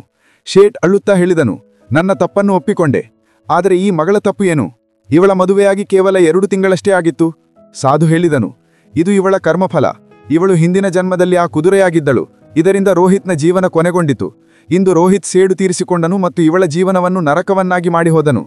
ಜೀವನದಲ್ಲಿ ಏನೂ ಕಾರಣವಿಲ್ಲದೆ ಸಂಭವಿಸುವುದಿಲ್ಲ. ಬಹುಶಃ ನೀನು ಬಹಳ ಹಿಂದೆಯೇ ಬೀಜವನ್ನು ಬಿತ್ತಿರಬಹುದು ಮತ್ತು ನೀನು ಮರೆತಿದ್ದೀಯಾ. ಅದೇ ಬೀಜ ಮರವಾಗಿ ಬೆಳೆದಾಗ ನಮಗೆ ತಿಳಿಯುತ್ತದೆ. ಆದ್ದರಿಂದ ನೀನು ಯಾವ ರೀತಿಯ ಬೀಜವನ್ನು ಬಿತ್ತುತ್ತೀಯಾ ಎಂಬುದನ್ನು ಯಾವಾಗಲೂ ನೆನಪಿನಲ್ಲಿಡು. ಪ್ರಕೃತಿ ಲೆಕ್ಕ ಮಾಡುತ್ತದೆ. ನೀನು ನೆನಪಿಟ್ಟರೂ ನೆನಪಿಡದಿದ್ದರೂ ಪ್ರಕೃತಿ ಯಾವಾಗಲೂ ನೆನಪಿಡುತ್ತದೆ. ಶೇಠ್ ನಿರುತ್ತರನಾಗಿ ಮತ್ತು ಹತಾಶನಾಗಿ ಮನೆಯ ಮೆಟ್ಟಿಲುಗಳ ಮೇಲೆ ಕುಳಿತು ತನ್ನ ಕರ್ಮವನ್ನು ಶಪಿಸುತ್ತಿದ್ದನು. ಯಾವಾಗಲೂ ತನ್ನ ಕರ್ಮದತ್ತ ಗಮನ ನೀಡು. ಮೇಲಿನವನ ಲಾಠಿಯಲ್ಲಿ ಶಬ್ದವಿರುವುದಿಲ್ಲ, ಆದರೆ ಸಂಪೂರ್ಣ ಪರಿಣಾಮವಿರುತ್ತದೆ. ಭಗವಾನ್ ಶ್ರೀಕೃಷ್ಣನು ಗೀತೆಯಲ್ಲಿ ಹೇಳಿದ್ದಾನೆ, ಕರ್ಮವನ್ನು ಮಾಡುತ್ತಾ ಹೋಗು, ಫಲದ ಆಸೆ ಪಡಬೇಡ. ನಿನ್ನ ಹಕ್ಕು ಕೇವಲ ಕರ್ಮ ಮಾಡುವುದಕ್ಕೆ ಮಾತ್ರ. ಫಲವು ಈಶ್ವರನ ಕೈಯಲ್ಲಿದೆ. ಆದ್ದರಿಂದ ಕರ್ಮದಿಂದ ಓಡುವುದು ಸರಿಯಲ್ಲ ಮತ್ತು ಕರ್ಮದ ಫಲದ ಆಸೆ ಪಡುವುದೂ ಸರಿಯಲ್ಲ. ಕರ್ಮಗಳ ಫಲ ನಮಗೆ ಖಂಡಿತ ಸಿಗುತ್ತದೆ. ಯಾವ ರೀತಿ ಕರ್ಮ ಮಾಡುತ್ತೇವೋ ಅದೇ ರೀತಿ ಫಲ ಸಿಗುತ್ತದೆ. ಆಧುನಿಕವಾಗಿರುವುದರಿಂದ ಈ ಸತ್ಯವನ್ನು ಮರೆಯಬೇಡ. ಆದರೆ ಈ ಮಾತನ್ನು ನಾವು ಸಮಯವಿರುವಾಗಲೇ ಅರ್ಥ ಮಾಡಿಕೊಳ್ಳುವುದಿಲ್ಲ. ನಾವು ಮಾಡಿದ ಕರ್ಮಗಳ ಪರಿಣಾಮ ಏನಾಗಿರುತ್ತದೆ ಎಂಬ ಅರಿವು ಮೂಡಿದಾಗ ಆಗ ಈಗಾಗಲೇ ಬಹಳಷ್ಟು ಸಮಯ ಕಳೆದು ಹೋಗಿರುತ್ತದೆ ಮತ್ತು ಆಗ ನಾವು ಪಶ್ಚಾತ್ತಾಪ ಪಡುತ್ತೇವೆ. ನಮ್ಮ ಎಲ್ಲರ ಜೀವನದಲ್ಲಿ ಏನಾದರೂ ಬೇಕೇ ಬೇಕು. ಆದರೆ ಭಗವದ್ಗೀತೆಯಲ್ಲಿ ಶ್ರೀಕೃಷ್ಣನು ಕರ್ಮ ಮತ್ತು ಅದರ ಫಲದ ಬಗ್ಗೆ ನೀಡಿದ ಜ್ಞಾನವನ್ನು ನಮ್ಮ ಜೀವನದಲ್ಲಿ ಅಳವಡಿಸಿಕೊಂಡು ನಾವು ನಮ್ಮ ಇಡೀ ಜೀವನವನ್ನು ಬದಲಾಯಿಸಬಹುದು. ಆದರೆ ಕೆಲವು ಜನರು ಈ ಮಾತನ್ನು ಒಪ್ಪುವುದಿಲ್ಲ. ಅವರು ಹೇಳುತ್ತಾರೆ, ಫಲದ ಆಸೆಯಿಲ್ಲದೆ ನಾವು ಹೇಗೆ ಶ್ರಮಿಸಬಹುದು? ಯಶಸ್ವಿ ವ್ಯಕ್ತಿಗಳು, ಜ್ಞಾನಿಗಳು, ಗುರುಗಳು ಮತ್ತು ನಿಮ್ಮ ಹಿರಿಯರು ಅತಿ ಆತುರದಿಂದ ಮಾಡಿದ ಕಾರ್ಯ ಅಪಾಯಕಾರಿಯಾಗಬಹುದು ಎಂದು ಹೇಳುವುದನ್ನು ನೀವು ಆಗಾಗ ಕೇಳಿರುತ್ತೀರಿ. ಆದ್ದರಿಂದ ಯಾವುದೇ ಕಾರ್ಯದಲ್ಲಿ ತಾಳ್ಮೆ ಅಗತ್ಯ. ಯಾಕೆಂದರೆ ತಾಳ್ಮೆ ಅಂತಃಶಕ್ತಿಯಾಗಿದ್ದು ಅದರಿಂದ ವ್ಯಕ್ತಿಯು ಆತ್ಮ ಬಲಗೊಳ್ಳುತ್ತದೆ. ಆದರೆ ಇತ್ತೀಚಿನ ದಿನಗಳಲ್ಲಿ ಜನರಲ್ಲಿ ತಾಳ್ಮೆ ಎಂಬ ಗುಣವೇ ಇಲ್ಲ. ಅವರಿಗೆ ಯಾವುದೇ ಕೆಲಸ ಮಾಡಲು ಅಥವಾ ಯಾವುದಾದರೂ ವಿಷಯವನ್ನು ಪಡೆಯಲು ತಾಳ್ಮೆ ಕಾಯುವುದಿಲ್ಲ. ಬದಲಾಗಿ ಅವರಿಗೆ ಎಲ್ಲವೂ ಆದಷ್ಟು ಬೇಗನೆ ಬೇಕಾಗಿರುತ್ತದೆ. ಆದರೆ ಅವರು ಈ ವಿಷಯವನ್ನು ಮರೆತು ಬಿಡುತ್ತಾರೆ. ಆತುರದಿಂದ ಯಾವುದಾದರೂ ಸಿಕ್ಕರೂ ಜೀವನದಲ್ಲಿ ಅದರ ಮಹತ್ವ ಶೂನ್ಯವಾಗಿರುತ್ತದೆ. ಜೀವನದಲ್ಲಿ ತಾಳ್ಮೆಯ ಮಹತ್ವವೇನು ಮತ್ತು ತಾಳ್ಮೆ ಏಕೆ ಅಗತ್ಯ ಎಂಬುದನ್ನು ತಿಳಿಯಲು ನೀವು ಗೌತಮ ಬುದ್ಧನ ಜೀವನಕ್ಕೆ ಸಂಬಂಧಿಸಿದ ಈ ಕಥೆಯನ್ನು ಖಂಡಿತ ತಿಳಿದೇಬೇಕಾಗುತ್ತದೆ. ಯಾಕೆಂದರೆ ತಾಳ್ಮೆ ಇಲ್ಲದಿರುವುದರಿಂದ ಮನುಷ್ಯರು ತಪ್ಪು ಕರ್ಮಗಳನ್ನು ಮಾಡುತ್ತಾರೆ. ತಾಳ್ಮೆಯ ಮಹತ್ವವನ್ನು ತಿಳಿಯುವ ಮೊದಲು ತಾಳ್ಮೆ ಎಂದರೆ ಏನು ಎಂದು ತಿಳಿಯೋಣ. ವಾಸ್ತವವಾಗಿ ತಾಳ್ಮೆ ಧೀರತ್ವ, ಸಂತೋಷ ಅಥವಾ ಸಹಿಷ್ಣುತೆ ಇಂತಹ ಗುಣಗಳಲ್ಲಿ ಒಂದಾಗಿದ್ದು ಎಲ್ಲರ ಬಳಿಯೂ ಇರುವುದಿಲ್ಲ. ತಾಳ್ಮೆಯುಳ್ಳ ವ್ಯಕ್ತಿ ಎಂದರೆ ಕಠಿಣ ಪರಿಸ್ಥಿತಿಯಲ್ಲೂ ಶಾಂತವಾಗಿ ಸಹಿಸಿಕೊಂಡು ಅದನ್ನು ದಾಟಿ ಹೋಗುವವನು, ಅಥವಾ ಸರಿಯಾದ ಸಮಯ ಬರುವ ತನಕ ತಾಳ್ಮೆಯಿಂದ ಕಾಯುವವನು ಮತ್ತು ಯಾವುದೇ ತಪ್ಪು ಕರ್ಮವನ್ನು ಮಾಡದವನು. ಗೌತಮ ಬುದ್ಧ ಒಮ್ಮೆ ಶಿಷ್ಯರೊಂದಿಗೆ ಒಂದು ಗ್ರಾಮದಿಂದ ನಗರದ ಕಡೆಗೆ ಹೋಗುತ್ತಿದ್ದರು. ಪ್ರಯಾಣ ಮಾಡುತ್ತಾ ಅವರಿಗೂ ಮತ್ತು ಶಿಷ್ಯರಿಗೂ ಆಯಾಸವಾಯಿತು. ಆಯಾಸವನ್ನು ನಿವಾರಿಸಿಕೊಳ್ಳಲು ಅವರು ಒಂದು ಸರೋವರದ ಬಳಿ ನಿಂತರು ಮತ್ತು ಒಬ್ಬ ಶಿಷ್ಯನಿಗೆ ಬಾಯಾರಿಕೆ ತಣಗಿಸಲು ಸರೋವರದಿಂದ ನೀರು ತರಲು ಹೇಳಿದರು. ಶಿಷ್ಯರು ಪಾತ್ರೆಯಲ್ಲಿ ನೀರು ತರಲು ಸರೋವರದ ಬಳಿ ಹೋದನು. ಆದರೆ ಸರೋವರದ ಬಳಿ ತಲುಪಿದಾಗ ಅಲ್ಲಿ ಕೆಲವರು ಬಟ್ಟೆ ತೊಳೆಯುತ್ತಿರುವುದನ್ನು ಕಂಡನು ಮತ್ತು ಅದೇ ಸಮಯದಲ್ಲಿ ಒಂದು ಎತ್ತಿನ ಗಾಡಿಯು ಸರೋವರದ ದಡಿಗೆ ಬಂದು ನಿಂತಿತು. ಇದರಿಂದ ಎಲ್ಲ ಮಣ್ಣು ನೀರಿನಲ್ಲಿ ಕರಗಿ ಸರೋವರದ ನೀರು ಗಲೀಜಾಯಿತು. ಶಿಷ್ಯನು ಇದು ಎಷ್ಟು ಕಲುಷಿತ ಮತ್ತು ಗಲೀಜು ನೀರನ್ನು ತನ್ನ ಗುರುಗಳ ಕುಡಿಯಲು ಹೇಗೆ ಕೊಂಡೊಯ್ಯಬಹುದು ಎಂದು ಯೋಚಿಸಿದನು. ಆದ್ದರಿಂದ ಅವನು ನೀರು ತರದೆ ಬರಿಗೈಯಿಂದ ಹಿಂತಿರುಗಿ ಬಂದನು. ಶಿಷ್ಯನು ಗೌತಮ ಬುದ್ಧನಿಗೆ ಹೇಳಿದನು, ಗುರುದೇವ, ಸರೋವರದ ನೀರು ತುಂಬಾ ಗಲೀಜಾಗಿದೆ ಮತ್ತು ನೀರು ಕುಡಿಯಲು ಯೋಗ್ಯವಿಲ್ಲ. ಜೊತೆಗೆ ಅವನು ನೀರು ಗಲೀಜಾಗಲು ಎಲ್ಲಾ ಕಾರಣಗಳನ್ನು ಗೌತಮ ಬುದ್ಧನಿಗೆ ತಿಳಿಸಿದನು. ಗೌತಮ ಬುದ್ಧ ಹೇಳಿದನು, ಸರಿ, ಚಿಂತೆಯಿಲ್ಲ, ಸ್ವಲ್ಪ ಹೊತ್ತು ಇಲ್ಲೇ ವಿಶ್ರಾಂತಿ ಪಡೆಯೋಣ. ಸುಮಾರು ಅರ್ಧ ಗಂಟೆ ವಿಶ್ರಾಂತಿ ಪಡೆದ ನಂತರ ಗೌತಮ ಬುದ್ಧ ಮತ್ತೆ ಅದೇ ಶಿಷ್ಯನಿಗೆ ನೀರು ತರಲು ಹೇಳಿದನು. ಶಿಷ್ಯ ಮತ್ತೆ ಪಾತ್ರೆಯನ್ನು ತೆಗೆದುಕೊಂಡು ಸರೋವರದ ಬಳಿ ಹೋದನು. ಆದರೆ ಈ ಬಾರಿ ಅವನು ನೋಡಿದಾಗ ಸರೋವರದ ನೀರಿನಲ್ಲಿ ಯಾವುದೇ ಚಲನವಲನವಿರಲಿಲ್ಲ ಮತ್ತು ನೀರು ಸ್ಪಷ್ಟವಾಗಿ ಕುಡಿಯಲು ಯೋಗ್ಯವಾಗಿತ್ತು. ನೀರಿನ ಮೇಲೆ ಕಾಣುತ್ತಿದ್ದ ಮಣ್ಣು ಸಹ ಈಗ ಸರೋವರದ ತಳದಲ್ಲಿ ಕುಳಿತಿತ್ತು. ಶಿಷ್ಯನು ಪಾತ್ರೆಯಲ್ಲಿ ನೀರು ತುಂಬಿಕೊಂಡು ಗೌತಮ ಬುದ್ಧನ ಬಳಿ ಹೋದನು. ಪಾತ್ರೆಯಲ್ಲಿ ಶುದ್ಧ ನೀರು ನೋಡಿ ಗೌತಮ ಬುದ್ಧ ಶಿಷ್ಯನಿಗೆ ಹೇಳಿದನು, ನೋಡಿ, ಮಣ್ಣು ಸಹ ತನ್ನ ಸ್ಥಾನಕ್ಕೆ ಹೇಗೆ ಹೋಯಿತು ಮತ್ತು ಸಂಪೂರ್ಣ ನೀರು ಶುದ್ಧವಾಗಿ ಕುಡಿಯಲು ಯೋಗ್ಯವಾಯಿತು. ಶುದ್ಧ ನೀರಿಗಾಗಿ ನಾವು ಯಾವುದೇ ಪ್ರಯತ್ನವನ್ನು ಮಾಡಬೇಕಾಗಿರಲಿಲ್ಲ. ಕೇವಲ ಸರಿಯಾದ ಸಮಯಕ್ಕಾಗಿ ಕಾಯಬೇಕಾಯಿತು ಮತ್ತು ನಮಗೆ ಉತ್ತಮ ಮತ್ತು ಶುದ್ಧ ನೀರು ಸಿಕ್ಕಿತು. ಇದರಿಂದ ಏನು ಸಾಬೀತಾಗುತ್ತದೆ ಎಂದರೆ, ಜೀವನದಲ್ಲಿ ಎಷ್ಟೇ ಕಠಿಣ ಸಮಯ ಬಂದರೂ ಸ್ವಲ್ಪ ಹೊತ್ತು ನಿಂತು ಆ ಕಷ್ಟದ ಸಮಯ ಕಳೆಯಲು ಕಾಯುವುದಾದರೆ ಮುಂದಿನ ಸಮಯ ತಾನಾಗೇ ಉತ್ತಮವಾಗುತ್ತದೆ. ಆದ್ದರಿಂದ ಜೀವನದಲ್ಲಿ ತಾಳ್ಮೆ ಅಗತ್ಯ. ಗೌತಮ ಬುದ್ಧನ ಮಾತನ್ನು ಕೇಳಿ ಶಿಷ್ಯನು ಈ ಅಮೂಲ್ಯ ಪಾಠವನ್ನು ನೀಡಿದ್ದಕ್ಕಾಗಿ ಅವರಿಗೆ ಧನ್ಯವಾದ ಅರ್ಪಿಸುತ್ತಾನೆ. ಮಿತ್ರರೇ, ಸಾಮಾನ್ಯವಾಗಿ ಕಂಡುಬರುತ್ತದೆ, ಹೆಚ್ಚು ಪೂಜೆ ಪುನಸ್ಕಾರ ಮಾಡುವವರು ಮತ್ತು ದೇವರನ್ನು ನಂಬುವ, ಆರತಿ ಮಾಡುವವರ ಜೀವನ ಅಷ್ಟೊಂದು ಸಂತೋಷಮಯವಾಗಿರುವುದಿಲ್ಲ. ಎಷ್ಟರ ಮಟ್ಟಿಗೆ ದುಷ್ಟ ವ್ಯಕ್ತಿಗಳ ಜೀವನ ಸಂತೋಷಮಯವಾಗಿರುತ್ತದೆ. ಇದೆಲ್ಲವನ್ನು ನೋಡಿದ ನಂತರ ನಿಮ್ಮ ಮನಸ್ಸಿನಲ್ಲೂ ಈ ಪ್ರಶ್ನೆ ಖಂಡಿತ ಹುಟ್ಟಿರಬಹುದು, ಒಳ್ಳೆಯ ಜನರ ಜೊತೆಯಲ್ಲಿ ಏಕೆ ಕೆಟ್ಟದ್ದೇ ಆಗುತ್ತದೆ, ಆದರೆ ಕೆಟ್ಟ ಜನರು ಯಾವಾಗಲೂ ಸಂತೋಷವಾಗಿ ಕಾಣಿಸುತ್ತಾರೆ? ವಿದ್ವಾಂಸರು ಹೇಳುತ್ತಾರೆ, ಒಳ್ಳೆಯ ಕರ್ಮ ಮಾಡುವವರ ಜೊತೆಯಲ್ಲಿ ಒಳ್ಳೆಯದೇ ಆಗುತ್ತದೆ. ಆದರೆ ಇಂದಿನ ಕಾಲದ ಹೊಸ ಪೀಳಿಗೆ ಜನರು ಈ ಮಾತನ್ನು ಒಪ್ಪುವುದಿಲ್ಲ. ಇದಕ್ಕೆ ದೊಡ್ಡ ಕಾರಣವೇನೆಂದರೆ ಅವರು ಧರ್ಮಗ್ರಂಥಗಳನ್ನು ಓದುವುದಿಲ್ಲ ಅಥವಾ ಗ್ರಂಥಗಳಲ್ಲಿ ಬರೆದ ವಿಷಯಗಳನ್ನು ನಂಬುವುದಿಲ್ಲ. ಧರ್ಮಗ್ರಂಥಗಳಲ್ಲಿ ಭಗವದ್ಗೀತೆ ಅಂತಹ ಧರ್ಮಗ್ರಂಥವಾಗಿದ್ದು ಅದರಲ್ಲಿ ಮನುಷ್ಯರ ಮನಸ್ಸಿನಲ್ಲಿ ಹುಟ್ಟುವ ಪ್ರಶ್ನೆಗಳಿಗೆ ವಿಸ್ತಾರವಾದ ಉತ್ತರ ನೀಡಲಾಗಿದೆ. ಭಾಗವತ ಕಥೆಯಲ್ಲಿ ವಿವರಿಸಲಾದ ಒಂದು ಕಥೆಯ ಪ್ರಕಾರ, ಅರ್ಜುನನ ಮನಸ್ಸಿನಲ್ಲಿ ಯಾವಾಗಲೂ ಯಾವುದೇ ಗೊಂದಲ ಉಂಟಾದಾಗ ಅವನು ಅದರ ಪರಿಹಾರಕ್ಕಾಗಿ ಶ್ರೀಕೃಷ್ಣನ ಬಳಿ ತಲುಪುತ್ತಿದ್ದನು. ಒಂದು ದಿನದ ಮಾತು, ಅರ್ಜುನ ಶ್ರೀಕೃಷ್ಣನ ಬಳಿ ಬಂದು ಅವನಿಗೆ ಹೇಳಿದನು, ಹೇ ವಾಸುದೇವ, ನನಗೊಂದು ಗೊಂದಲ ಕಾಡುತ್ತಿದೆ ಮತ್ತು ಅದರ ಪರಿಹಾರವನ್ನು ನೀವೇ ಹೇಳಬಲ್ಲಿರಿ. ಆಗ ಶ್ರೀಕೃಷ್ಣನು ಅರ್ಜುನನಿಗೆ ಹೇಳಿದನು, ಹೇ ಧನಂಜಯ, ನಿನ್ನ ಮಾತನ್ನು ವಿಸ್ತಾರವಾಗಿ ಹೇಳು, ಆಗ ನಾನು ನಿನಗೆ ಅದರ ಪರಿಹಾರವನ್ನು ಖಂಡಿತ ಹೇಳುತ್ತೇನೆ. ಆಗ ಅರ್ಜುನ ಹೇಳಿದನು, ಹೇ ನಾರಾಯಣ, ದಯವಿಟ್ಟು ನನಗೆ ಹೇಳಿ, ಇಂದಿನ ಈ ಸಮಯದಲ್ಲಿ ಒಳ್ಳೆಯ ಜನರೊಂದಿಗೆ ಯಾವಾಗಲೂ ಕೆಟ್ಟದ್ದೇ ಏಕೆ ಆಗುತ್ತದೆ? ಆದರೆ ಕೆಟ್ಟ ಜನರು ಯಾವಾಗಲೂ ಸಂತೋಷವಾಗಿ ಕಾಣುತ್ತಾರೆ? ಅರ್ಜುನನ ಬಾಯಿಂದ ಇಂತಹ ಮಾತು ಕೇಳಿ ಶ್ರೀಕೃಷ್ಣನು ನಕ್ಕು ಹೇಳಿದನು, ಹೇ ಪಾರ್ಥ, ಮನುಷ್ಯನು ಏನು ನೋಡುತ್ತಾನೋ ಅಥವಾ ಅನುಭವಿಸುತ್ತಾನೋ ವಾಸ್ತವದಲ್ಲಿ ಅದು ಹಾಗಿರುವುದಿಲ್ಲ. ಬದಲಿಗೆ ಅವನು ಅಜ್ಞಾನದಿಂದ ಅದರ ಸತ್ಯವನ್ನು ಅರ್ಥಮಾಡಿಕೊಳ್ಳಲು ಸಾಧ್ಯವಾಗುವುದಿಲ್ಲ. ಶ್ರೀಕೃಷ್ಣನ ಮಾತು ಕೇಳಿ ಅರ್ಜುನ ಆಶ್ಚರ್ಯಚಕಿತನಾದನು ಮತ್ತು ಹೇಳಿದನು, ಹೇ ನಾರಾಯಣ, ನೀವು ಏನು ಹೇಳಲು ಬಯಸುತ್ತೀರಿ? ನನಗೆ ಅರ್ಥವಾಗಲಿಲ್ಲ.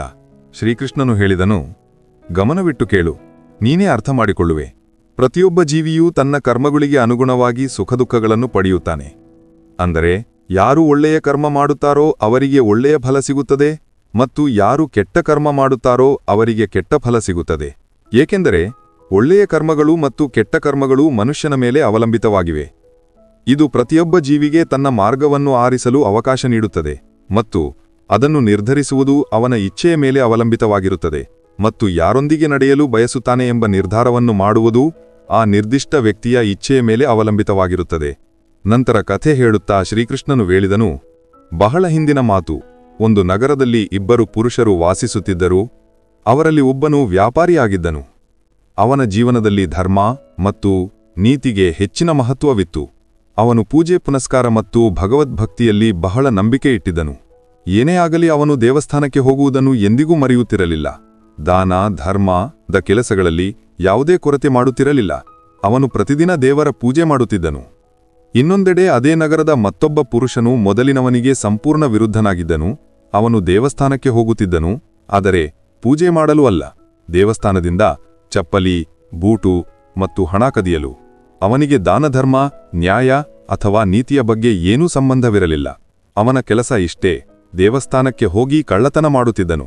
ಇದೇ ರೀತಿ ಸಮಯ ಕಳೆದು ಹೋಯಿತು ಮತ್ತು ಒಂದು ದಿನ ಆ ನಗರದಲ್ಲಿ ಭಾರೀ ಮಳೆ ಸುರಿಯುತ್ತಿತ್ತು. ಇದರಿಂದಾಗಿ ಆ ದೇವಸ್ಥಾನದಲ್ಲಿ ಪಂಡಿತನ ಹೊರತು ಯಾರೂ ಇರಲಿಲ್ಲ. ಈ ವಿಷಯ ಎರಡನೇ ಪುರುಷನಿಗೆ ತಿಳಿದಾಗ ಅವನ ಮನಸ್ಸಿನಲ್ಲಿ ಇದು ದೇವಸ್ಥಾನದ ಹಣ ಕದಿಯಲು ಸರಿಯಾದ ಅವಕಾಶ ಎಂಬ ಆಲೋಚನೆ ಬಂತು. ಆಗ ಅವನು ಮಳೆಯಲ್ಲಿಯೇ ದೇವಸ್ಥಾನಕ್ಕೆ ತಲುಪಿದನು. ದೇವಸ್ಥಾನಕ್ಕೆ ತಲುಪಿದ ಕೂಡಲೇ ಆ ಕಳ್ಳನು ಪಂಡಿತನ ಕಣ್ಣು ತಪ್ಪಿಸಿ ಎಲ್ಲ ಹಣವನ್ನು ಕದ್ದು ಬಹಳ ನಿರ್ಲಜ್ಜತೆಯಿಂದ ಅಲ್ಲಿಂದ ಹೊರಟು ಹೋದನು. ಅದೇ ಸಮಯದಲ್ಲಿ ಧರ್ಮ ಮತ್ತು ಕರ್ಮದ ಮೇಲೆ ನಂಬಿಕೆ ಇಟ್ಟಿದ್ದ ಆ ವ್ಯಾಪಾರಿಯು ದೇವಸ್ಥಾನಕ್ಕೆ ತಲುಪಿ ದೇವರ ದರ್ಶನ ಮಾಡಿದನು. ಆದರೆ ದುರದೃಷ್ಟವಶಾತ್ ದೇವಸ್ಥಾನದ ಪೂಜಾರಿ ಆ ಒಳ್ಳೆಯ ವ್ಯಕ್ತಿಯನ್ನೇ ಕಳ್ಳ ಎಂದು ಭಾವಿಸಿ ಗಲಾಟೆ ಮಾಡಲು ಪ್ರಾರಂಭಿಸಿದನು. ಗಲಾಟೆ ಕೇಳಿ ದೇವಸ್ಥಾನದಲ್ಲಿ ಜನರ ಗುಂಪು ಸೇರಿತು ಮತ್ತು ಎಲ್ಲರೂ ಆ ಒಳ್ಳೆಯ ವ್ಯಾಪಾರಿಯನ್ನೇ ಕಳ್ಳ ಎಂದು ಭಾವಿಸಿ ಅವನನ್ನು ಅಪಮಾನಗೊಳಿಸಲಾರಂಭಿಸಿದರು. ಇದೆಲ್ಲವನ್ನು ನೋಡಿ ಆ ಒಳ್ಳೆಯ ವ್ಯಕ್ತಿ ಆಶ್ಚರ್ಯಚಕಿತನಾದನು ಮತ್ತು ಅವನಿಗೆ ತನ್ನೊಂದಿಗೆ ಏನಾಗುತ್ತಿದೆ ಎಂದು ಅರ್ಥವಾಗಲಿಲ್ಲ. ನಂತರ ಅವನು ಜನರಿಂದ ತಪ್ಪಿಸಿಕೊಂಡು ಹೇಗೋ ದೇವಸ್ಥಾನದಿಂದ ಹೊರಟು ಬಂದನು. ಆದರೆ ದುರದೃಷ್ಟವು ಅವನನ್ನು ಅಲ್ಲಿಯೂ ಬಿಡಲಿಲ್ಲ. ದೇವಸ್ಥಾನದಿಂದ ಹೊರಬರುತ್ತಿದ್ದಂತೆಯೇ ಅವನು ಒಂದು ವಾಹನಕ್ಕೆ ಡಿಕ್ಕಿ ಹೊಡೆದು ಗಾಯಗೊಂಡನು. ನಂತರ ಆ ವ್ಯಾಪಾರಿ ಕುಂಟತ್ತಾ ಮನೆ ಕಡೆಗೆ ಸಾಗಲಾರಂಭಿಸಿದನು. ಆಗ ದಾರಿಯಲ್ಲಿ ಅವನಿಗೆ ದೇವಸ್ಥಾನದ ಹಣವನ್ನು ಕದ್ದ ಆ ದುಷ್ಟ ವ್ಯಕ್ತಿ ಎದುರಾದನು. ಆ ದುಷ್ಟ ವ್ಯಕ್ತಿ ಕುಣಿತಾ ಮತ್ತು ನೃತ್ಯ ಮಾಡುತ್ತಾ ಜೋರಾಗಿ ಹೇಳುತ್ತಿದ್ದನು, ಇಂದು ನನ್ನ ಅದೃಷ್ಟವೇ ಹೊಳೆಯಿತು, ಒಂದೇ ಬಾರಿಗೆ ಇಷ್ಟು ದೊಡ್ಡ ಹಣ ಸಿಕ್ಕಿತು. ವ್ಯಾಪಾರಿ ಆ ದುಷ್ಟನ ಮಾತುಗಳನ್ನು ಕೇಳಿ ಬಹಳ ಆಶ್ಚರ್ಯಪಟ್ಟು ಕೋಪಿಸಿ ಮನೆಗೆ ಹೋಗಿ ದೇವರ ಎಲ್ಲ ಮೂರ್ತಿಗಳನ್ನು ಹೊರಗೆ ಎಸೆದು ದೇವರ ಮೇಲೆ ಕೋಪಿಸಿ ತನ್ನ ಜೀವನವನ್ನು ಕಳೆಯಲಾರಂಭಿಸಿದನು. ಕೆಲವು ಸಮಯದ ನಂತರ ಇಬ್ಬರು ವ್ಯಕ್ತಿಗಳು ಮರಣಗೊಂಡರು ಮತ್ತು ಇಬ್ಬರು ಯಮರಾಜನ ಸಭೆಗೆ ತಲುಪಿದರು. ಆ ವ್ಯಾಪಾರಿ ಅಲ್ಲೇ ನಿಂತಿದ್ದ ಆ ದುಷ್ಟ ವ್ಯಕ್ತಿಯನ್ನು ನೋಡಿ ಕೋಪದಿಂದ ಯಮರಾಜನಿಗೆ ಕೇಳಿದನು, ನಾನು ಯಾವಾಗಲೂ ಒಳ್ಳೆಯ ಕರ್ಮಗಳನ್ನು ಮಾಡುತ್ತಿದ್ದೆ, ಪೂಜೆ ಪಾಠ ದಾನ ಧರ್ಮದಲ್ಲಿ ನಂಬಿಕೆ ಇಟ್ಟಿದ್ದೆ. ಅದರ ಬದಲಿಗೆ ಜೀವನವೀಡ ಅಪಮಾನ ಮತ್ತು ಶಿಕ್ಷೆ ಮಾತ್ರ ಸಿಕ್ಕಿತು. ಮತ್ತು ಈ ಅಧರ್ಮ ಮಾಡುವ ಪಾಪಿಗೆ ನೋಟುಗಳಿಂದ ತುಂಬಿದ ಚೀಲ ಏಕೆ? ಯಮರಾಜನು ಆ ಒಳ್ಳೆಯ ವ್ಯಕ್ತಿಗೆ ಹೇಳಿದನು, ಪುತ್ರ, ನೀನು ತಪ್ಪು ಯೋಚಿಸುತ್ತಿದ್ದೀಯ. ನಿನಗೆ ಗಾಡಿ ಡಿಕ್ಕಿ ಹೊಡೆದ ದಿನ ವಾಸ್ತವದಲ್ಲಿ ಅದು ನಿನ್ನ ಜೀವನದ ಕೊನೆಯ ದಿನವಾಗಿತ್ತು. ನೀನು ಮಾಡಿದ ಒಳ್ಳೆಯ ಕರ್ಮಗಳ ಕಾರಣದಿಂದಲೇ ನಿನ್ನ ಮರಣವು ಒಂದು ಸಣ್ಣ ಗಾಯವಾಗಿ ಪರಿವರ್ತನೆಯಾಯಿತು. ಈ ದುಷ್ಟ ವ್ಯಕ್ತಿಯ ಬಗ್ಗೆ ತಿಳಿಯಲು ಬಯಸುತ್ತೀಯ? ಪುತ್ರ, ಇವನ ಹಣೆಬರಹದಲ್ಲಿ ರಾಜಯೋಗವಿತ್ತು. ಅದು ಇವನ ದುಷ್ಟಕರ್ಮ ಮತ್ತು ಅಧರ್ಮದ ಕಾರಣದಿಂದ ಒಂದು ಸಣ್ಣ ಹಣದ ಚೀಲವಾಗಿ ಪರಿವರ್ತನೆಯಾಯಿತು. ಶ್ರೀಕೃಷ್ಣನು ಅರ್ಜುನನಿಗೆ ಕಥೆ ಹೇಳಿದ ನಂತರ ಹೇಳುತ್ತಾನೆ, ಪಾರ್ಥ, ಈಗ ನಿನಗೆ ನಿನ್ನ ಪ್ರಶ್ನೆಗೆ ಉತ್ತರ ಸಿಕ್ಕಿತು. ಯಾವುದೇ ವ್ಯಕ್ತಿಯು ದೇವರು ತನ್ನ ಒಳ್ಳೆಯ ಕರ್ಮಗಳನ್ನು ಕಡೆಗಣಿಸುತ್ತಿದ್ದಾನೆ ಎಂಬುದು ಸಂಪೂರ್ಣ ಸತ್ಯವಲ್ಲ. ದೇವರು ನಮಗೆ ಏನು ಮತ್ತು ಯಾವ ರೂಪದಲ್ಲಿ ನೀಡುತ್ತಿದ್ದಾನೆ ಎಂಬುದು ಮನುಷ್ಯನಿಗೆ ಅರ್ಥವಾಗುವುದಿಲ್ಲ. ಆದರೆ ನೀವು ಒಳ್ಳೆಯ ಕರ್ಮಗಳನ್ನು ಮಾಡಿದರೆ ದೇವರ ಕೃಪೆ ಯಾವಾಗಲೂ ನಿಮ್ಮ ಮೇಲೆ ಇರುತ್ತದೆ. ಆದ್ದರಿಂದ ನೀವು ಒಳ್ಳೆಯ ಕರ್ಮಗಳನ್ನು ಮಾಡುವುದರಿಂದ ಎಂದಿಗೂ ಹಿಂದೆಡೆಯಬಾರದು. ಒಳ್ಳೆಯ ಕರ್ಮಗಳ ಫಲವು ಇದೇ ಜನ್ಮದಲ್ಲಿಯೇ ಸಿಗುತ್ತದೆ. ಮಿತ್ರರೇ, ಒಮ್ಮೆ ಮಹಾತ್ಮ ಬುದ್ಧರು ಒಂದು ಸ್ಥಳದಿಂದ ಇನ್ನೊಂದು ಸ್ಥಳಕ್ಕೆ ಸಂಚರಿಸಿ ಜನರಿಗೆ ಉಪದೇಶ ನೀಡುತ್ತಿದ್ದರು. ಈ ಯಾತ್ರೆಯ ಸಂದರ್ಭದಲ್ಲಿ ಒಮ್ಮೆ ಮಹಾತ್ಮ ಬುದ್ಧರು ಒಂದು ಗ್ರಾಮಕ್ಕೆ ತಲುಪಿದರು. ಗ್ರಾಮದ ಜನರು ಅವರ ದರ್ಶನಕ್ಕಾಗಿ ಮತ್ತು ಪ್ರವಚನಗಳನ್ನು ಕೇಳಲು ಬರುತ್ತಿದ್ದರು. ಕೆಲವೇ ದಿನಗಳಲ್ಲಿ ಆ ಪ್ರದೇಶದ ಅನೇಕ ಜನರು ಬುದ್ಧರ ಉಪದೇಶಗಳನ್ನು ಕೇಳಲು ಬರಲಾರಂಭಿಸಿದರು. ಆಗ ಒಂದು ದಿನ ಅಲ್ಲಿ ಒಬ್ಬ ಮಹಿಳೆ ಬಂದಳು. ಅವಳು ಮಹಾತ್ಮ ಬುದ್ಧರನ್ನು ಕೇಳಿದಳು, ನೀವು ಒಬ್ಬ ರಾಜಕುಮಾರನಂತೆ ಕಾಣುತ್ತೀರಿ, ಯೌವನಾವಸ್ಥೆಯಲ್ಲಿಯೇ ಏಕೆ ಸನ್ಯಾಸ ಸ್ವೀಕರಿಸಿದಿರಿ?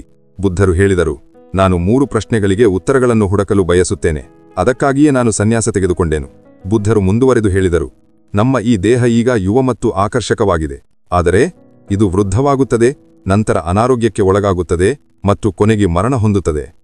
ನನಗೆ ವೃದ್ಧಾಪ್ಯ, ರೋಗ ಮತ್ತು ಮರಣ ಈ 3 ಕಾರಣಗಳು ತಿಳಿಯಬೇಕಾಗಿತ್ತು. ಈ 3 ಪ್ರಶ್ನೆಗಳಿಗೆ ನಾನು ಉತ್ತರಗಳನ್ನು ಹುಡುಕಬೇಕಾಗಿತ್ತು. ಬುದ್ಧರ ಈ ಮಾತು ಕೇಳಿ ಮಹಿಳೆ ತುಂಬಾ ಪ್ರಭಾವಿತಳಾದಳು ಮತ್ತು ಅವರನ್ನು ಊಟಕ್ಕೆ ಆಹ್ವಾನಿಸಿದಳು. ಈ ವಿಷಯ ಗ್ರಾಮದ ಜನರಿಗೆ ತಿಳಿದ ಕೂಡಲೇ ಎಲ್ಲರೂ ಬುದ್ಧರಿಗೆ, ನೀವು ಆ ಸ್ತ್ರೀಯ ಮನೆಗೆ ಹೋಗಬೇಡಿ, ಏಕೆಂದರೆ ಅವಳ ಚಾರಿತ್ರ್ಯ ಸರಿಯಿಲ್ಲ ಎಂದು ಹೇಳಿದರು. ಬುದ್ಧರು ಗ್ರಾಮದ ಸರ್ಪಂಚನನ್ನು ಕೇಳಿದರು. ಇದು ನಿಜವೇ? ಸರ್ಪಂಚನು ಗ್ರಾಮದ ಜನರ ಮಾತಿಗೆ ತನ್ನ ಒಪ್ಪಿಗೆಯನ್ನು ಸೂಚಿಸಿದನು. ಆಗ ಬುದ್ಧರು ಸರ್ಪಂಚನ ಒಂದು ಕೈ ಹಿಡಿದು, ಈಗ ಚಪ್ಪಾಳೆ ತಟ್ಟಿ ತೋರಿಸು ಎಂದರು. ಇದಕ್ಕೆ ಸರ್ಪಂಚನು ಹೇಳಿದನು, ಇದು ಹೇಗೆ ಸಾಧ್ಯ? ಒಂದು ಕೈಯಿಂದ ಚಪ್ಪಾಳೆ ತಟ್ಟಲು ಸಾಧ್ಯವಿಲ್ಲ.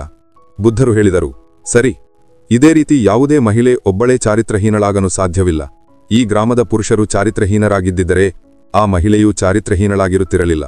ಗ್ರಾಮದ ಎಲ್ಲಾ ಪುರುಷರು ಬುದ್ಧರ ಈ ಮಾತು ಕೇಳಿ ನಾಚಿಕೆಪಟ್ಟರು. ಬುದ್ಧರು ಹೇಳಿದರು, ನಾವು ಉತ್ತಮ ಸಮಾಜವನ್ನು ನಿರ್ಮಿಸಲು ಬಯಸುವುದಾದರೆ ಮೊದಲು ನಾವು ನಮ್ಮನ್ನು ಸುಧಾರಿಸಿಕೊಳ್ಳುವುದು ಅಗತ್ಯ. ನಾವು ಸುಧಾರಿಸಿಕೊಂಡರೆ ಸಮಾಜವು ಬದಲಾಗುತ್ತದೆ. ನಾವು ಕೆಟ್ಟದ್ದರಿಂದ ದೂರವಿರಬೇಕು. ಇದೇ ಸುಖಮಯ ಜೀವನದ ಪಾಠ. ಹೆಚ್ಚಾಗಿ ಒಳ್ಳೆಯವರೊಂದಿಗೆ ಕೆಟ್ಟದ್ದೇ ಆಗುತ್ತದೆ. ಹಾಗಾದರೆ ಅದು ಏಕೆ ಆಗುತ್ತದೆ? ವಾಸ್ತವದಲ್ಲಿ ಆಗುವುದೇನೆಂದರೆ, ನೀವು ಒಳ್ಳೆಯವರಾಗಿದ್ದರೆ ನೀವು ಎಷ್ಟು ಒಳ್ಳೆಯವರಾಗಿರುತ್ತೀರೋ ಅಷ್ಟೇ ನಿಮಗೆ ಇತರರ ಮೇಲೆ ದಯ ಬರುತ್ತದೆ. ನಿಮ್ಮ ಮನಸ್ಸಿಗೆ ಎಲ್ಲರಿಗೂ ಹೇಳಬೇಕು ಅಂತನಿಸುತ್ತದೆ. ನಿಮಗೆ ಎಲ್ಲರಿಗೂ ಕೆಟ್ಟದ್ದೇ ಅನಿಸುತ್ತದೆ. ಇದು ಎಷ್ಟು ಹೆಚ್ಚಾಗುತ್ತದೆಯೋ ಅಷ್ಟೇ ನೀವು ದುಃಖಿತರಾಗಿರುತ್ತೀರಿ. ಈಗ ನೀವು ಒಳ್ಳೆಯವರಾಗಿರುತ್ತೀರಿ, ಆದ್ದರಿಂದ ನಿಮ್ಮ ಮನಸ್ಸಿಗೆ ಎಲ್ಲರಿಗೂ ಸಹಾಯ ಮಾಡಬೇಕು, ಇತರರಿಗಾಗಿ ದಯೆ ಮತ್ತು ಕರುಣೆ ತೋರಿಸಬೇಕು ಅಂತನಿಸುತ್ತದೆ. ಆದರೆ ಜೊತೆಗೆ ಮನಸ್ಸಿನಲ್ಲಿ ಒಂದು ಆಸೆಯು ಜಾಗೃತವಾಗಲಾರಂಭಿಸುತ್ತದೆ.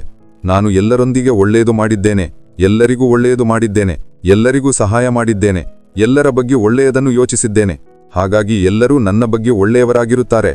ಏಕೆಂದರೆ ನೀವು ಒಳ್ಳೆಯವರಾಗಿರುವುದರಿಂದ ಎದುರಿನವರು ಒಳ್ಳೆಯವರೇ ಎಂದು ನಿಮಗೆ ಅನ್ನಿಸುತ್ತದೆ. ಆದರೆ ಅದು ಹಾಗಿರುವುದಿಲ್ಲ. ಮತ್ತು ಇದೇ ಒಳ್ಳೆಯವರೊಂದಿಗೆ ಯಾವಾಗಲೂ ಕೆಟ್ಟದ್ದೇ ಆಗಲು ದೊಡ್ಡ ಕಾರಣ. ಸಾಮಾನ್ಯವಾಗಿ ಜನರು ಕರ್ಮಫಲ ತಕ್ಷಣವೇ ಸಿಗುತ್ತದೆ ಎಂದು ಯೋಚಿಸುತ್ತಾರೆ, ಆದರೆ ಅದು ಹಾಗಿರುವುದಿಲ್ಲ. ಒಂದು ತರಗತಿಯಲ್ಲಿ ಉತ್ತೀರ್ಣರಾಗಲು ನೀವು ಇಡೀ ವರ್ಷ ಶ್ರಮಿಸುತ್ತೀರಿ ಮತ್ತು ಫಲಿತಾಂಶ ನಿಮಗೆ ಕೊನೆಯಲ್ಲಿ ಸಿಗುತ್ತದೆ. 1 ವರ್ಷದ ನಂತರ ನೀವು ಮುಂದಿನ ತರಗತಿಗೆ ಹೋಗುತ್ತಿದ್ದೀರಾ ಅಥವಾ ಇದೇ ತರಗತಿಯಲ್ಲಿ ಉಳಿದು ಎಲ್ಲಾ ಓದನ್ನು ಪುನರಾವರ್ತಿಸಬೇಕಾಗುತ್ತದೆ ಎಂದು ನಿಮಗೆ ತಿಳಿಯುತ್ತದೆ. ಅದೇ ರೀತಿ ಒಂದು ಜನ್ಮದಲ್ಲಿ ಮಾಡಿದ ಎಲ್ಲಾ ಕರ್ಮಗಳ ಪ್ರಕಾರ ನಿಮ್ಮ ಮುಂದಿನ ಜನ್ಮ ಮತ್ತು ಆ ಜೀವನದಲ್ಲಿ ಸಿಗುವ ಸುಖದುಃಖಗಳು ನಿರ್ಧರಿಸಲ್ಪಡುತ್ತವೆ. ಆದ್ದರಿಂದ ಒಳ್ಳೆಯ ಕರ್ಮ ಮಾಡುವವರಿಗೆ ದುಃಖ ಸಿಗುತ್ತಿದೆ ಮತ್ತು ಕೆಟ್ಟ ಕರ್ಮ ಮಾಡುವವರು ಐಷಾರಾಮಿ ಜೀವನ ನಡೆಸುತ್ತಿದ್ದಾರೆ ಎಂದು ನೋಡಿ ಚಿಂತಿಸಬೇಡಿ. ನಾವೆಲ್ಲರೂ ನಮ್ಮ ಹಿಂದಿನ ಜನ್ಮದ ಕರ್ಮಗಳ ಫಲವನ್ನು ಅನುಭವಿಸುತ್ತಿದ್ದೇವೆ ಮತ್ತು ಯಾವ ರೀತಿ ಕರ್ಮ ಮಾಡುತ್ತೇವೆಯೋ ಅದೇ ರೀತಿ ಫಲ ನಮಗೆ ಮುಂದಿನ ಜನ್ಮದಲ್ಲಿ ಸಿಗುತ್ತದೆ. ಈ ವಿಷಯವನ್ನು ತಿಳಿದುಕೊಂಡವರು ಮತ್ತು ನಂಬಿದವರು ದುಃಖಗಳ ನಂತರವೂ ಸತ್ಯ ಮತ್ತು ಒಳ್ಳೆಯತನದ ಮಾರ್ಗವನ್ನು ಎಂದಿಗೂ ಬಿಡುವುದಿಲ್ಲ. ಆದರೆ ಇತರರು ಬೇಗನೆ ಮತ್ತು ಹೆಚ್ಚು ಹೆಚ್ಚು ಪಡೆಯುವ ದುರಾಸೆಯಲ್ಲಿ ತಪ್ಪು ಕೆಲಸಗಳನ್ನು ಮಾಡುತ್ತಲೇ ಇರುತ್ತಾರೆ. ಇದೇ ಕಾರಣದಿಂದ ಕೆಲವೊಮ್ಮೆ ನಾವು ಅಂತಹ ಮಕ್ಕಳನ್ನು ನೋಡುತ್ತೇವೆ. ಅವರ ಜನನವೇ ನೋವನುಭವಿಸಲಿಕ್ಕೆ ಆಗಿದೆಯೇನೋ ಎಂಬಂತೆ. ಗರ್ಭದಿಂದಲೇ ವಿರೂಪಗೊಂಡ ರೀತಿಯಲ್ಲಿ ಹುಟ್ಟಿದ ಮಕ್ಕಳು ಆಸ್ಪತ್ರೆಯಲ್ಲಿ ಚುಚ್ಚುಮದ್ದಿನ ನೋವು ಅನುಭವಿಸಲು ಮಾತ್ರ ಬರುತ್ತಾರೆ ಮತ್ತು ತಮ್ಮ ಬಾಕಿಯುಳಿದ ಶಿಕ್ಷೆಯನ್ನು ಅನುಭವಿಸಿ ಹೊರಟು ಹೋಗುತ್ತಾರೆ. ನೋಡಿ, ಈ ಜೀವನ ನಮಗೆ, ನಿಮಗೆ ಅಥವಾ ಇತರರಿಗೆ ಸಿಕ್ಕಿದೆಯೋ ಅದರಲ್ಲಿ ಸುಖದುಃಖಗಳ ಮಿಶ್ರಣ ಅಗತ್ಯ ಮತ್ತು ಸಹಜ. ಅಥವಾ ಸುಖ ಮತ್ತು ದುಃಖ ಜೀವನದ 2 ಮಗ್ಗುಳುಗಳೇ ಎಂದು ಹೇಳಬಹುದು. ಇವುಗಳಲ್ಲಿ ಸುಖ ಮತ್ತು ದುಃಖಗಳ ಸರಣಿ ಬರಬೇಕಾದುದು ಅಗತ್ಯ ಮಾತ್ರವಲ್ಲ, ಅನಿವಾರ್ಯವೂ ಹೌದು. ವಾಸ್ತವದಲ್ಲಿ ನಮಗೆ ಕಾಣಿಸುವುದು ಯಾವಾಗಲೂ ಸರಿಯಾಗಿಯೇ ಇರುತ್ತದೆ ಎಂದು ಅಗತ್ಯವಿಲ್ಲ. ಅನೇಕ ಬಾರಿ ನಮ್ಮ ಕಣ್ಣುಗಳು ವಾಸ್ತವತೆಯನ್ನು ನೋಡಲಾರವು ಮತ್ತು ನಾವು ಸದಾ ಭ್ರಮೆಯಲ್ಲಿ ಸಿಕ್ಕಿಬಿದ್ದಿರುತ್ತೇವೆ. ಇದರ ಪರಿಣಾಮವಾಗಿ ನಮಗೆ ದುಃಖವೇ ಸಿಗುತ್ತದೆ ಮತ್ತು ನಾವು ಒಳ್ಳೆಯದು ಎಂದು ಯೋಚಿಸಿ ಮಾಡುವ ಕರ್ಮ ಯಾವಾಗಲೂ ಒಳ್ಳೆಯದೇ ಆಗಿರುತ್ತದೆ ಎಂದು ಅಗತ್ಯವಿಲ್ಲ. ಜೀವನದಲ್ಲಿ ದುಃಖಕ್ಕೆ ಏಕೈಕ ಕಾರಣವೇನೆಂದರೆ ನಾವು ಕರ್ಮಕ್ಕಿಂತ ಹೆಚ್ಚಾಗಿ ಅದರ ಫಲದ ಬಗ್ಗೆ ಚಿಂತಿಸುತ್ತೇವೆ. ಆದರೆ ನಮ್ಮ ಅಧಿಕಾರ ಕೇವಲ ಕರ್ಮದವರೆಗೆ ಮಾತ್ರ ಸೀಮಿತವಾಗಿದೆ. ಫಲದ ಅಧಿಕಾರ ನಮ್ಮ ವಶದಲ್ಲಿಲ್ಲ. ಹೌದು, ಅನೇಕ ಬಾರಿ ನಾವು ನಮ್ಮ ಸುತ್ತಮುತ್ತಲೂ ಅಂತಹ ವ್ಯಕ್ತಿಯ ಕರ್ಮಗಳು ಒಳ್ಳೆಯದಾಗಿದ್ದರೂ ಅವರಿಗೆ ದುಃಖ ಸಿಗುತ್ತದೆ ಎಂದು ನೋಡುತ್ತೇವೆ. ಆದರೆ ಅವರ ಹಿಂದಿನ ಜನ್ಮದ ಕರ್ಮಗಳು ಅವರ ಇಂದಿನ ದುಃಖಗಳಿಗೆ ಕಾರಣವಾಗಿರಬಹುದು ಎಂಬುದನ್ನು ನಾವು ಸಂಪೂರ್ಣವಾಗಿ ನಿರ್ಲಕ್ಷಿಸಬಾರದು. ಮಿತ್ರರೇ, ಒಮ್ಮೆ ಅತೀ ಬಡವನಾದ ಮಾಧವ ಎಂಬ ವ್ಯಕ್ತಿ ಇದ್ದನು. ಮಾಧವನ ಕುಟುಂಬದಲ್ಲಿ ಅವನ ಹೊರತಾಗಿ ಅವನ ಪತ್ನಿ ಮತ್ತು 3 ಮಕ್ಕಳು ಇದ್ದರು. ಅವನಿಗೆ ತನ್ನದೇ ಆದ ಯಾವುದೇ ಜಮೀನು ಇರಲಿಲ್ಲ. ಇಬ್ಬರೂ ಪತಿಪತ್ನಿ ಇತರರ ಹೊಲಗಳಲ್ಲಿ ಕೂಲಿ ಕೆಲಸ ಮಾಡುತ್ತಿದ್ದರು. ಅದಕ್ಕೆ ಬದಲಾಗಿ ಅತಿ ಕಡಿಮೆ ಧಾನ್ಯ ಮತ್ತು ಸ್ವಲ್ಪ ಹಣ ಸಿಗುತ್ತಿತ್ತು. ಬಹಳ ಕಷ್ಟದಿಂದ ಅವರ ಜೀವನ ಸಾಗುತ್ತಿತ್ತು. ಅವರು ಒಂದು ಸಣ್ಣ ಗುಡಿಸಲಿನಲ್ಲಿ ವಾಸಿಸುತ್ತಿದ್ದರು. ಅದು ಈಗ ಸಾಕಷ್ಟು ಹಳೆಯದಾಗಿ ಮತ್ತು ಜರ್ಜರವಾಗಿತ್ತು. ಮಾಧವನು ಮರಗಳನ್ನು ಕಡಿದು ಸ್ವಲ್ಪ ಹಣವನ್ನು ಸಂಗ್ರಹಿಸುತ್ತಿದ್ದನು. ಇದರಿಂದ ಗುಡಿಸಲಿನ ಪಕ್ಕದಲ್ಲಿ ಹೊಸ ಮನೆ ಕಟ್ಟಬಹುದು. ಪೈ ಜೋಡಿಸಿ ಹೇಗೋ ಒಂದು ಕೋಣೆಯ ಪಕ್ಕಾ ಮನೆ ಕಟ್ಟಿಸಿದನು. ಪತ್ನಿ ಮತ್ತು ಮಕ್ಕಳು ಈಗ ಅವರಿಗೆ ತಮ್ಮದೇ ಆದ ಪಕ್ಕಾ ಮನೆ ಇದೆ ಎಂದು ಸಂತೋಷಪಟ್ಟರು.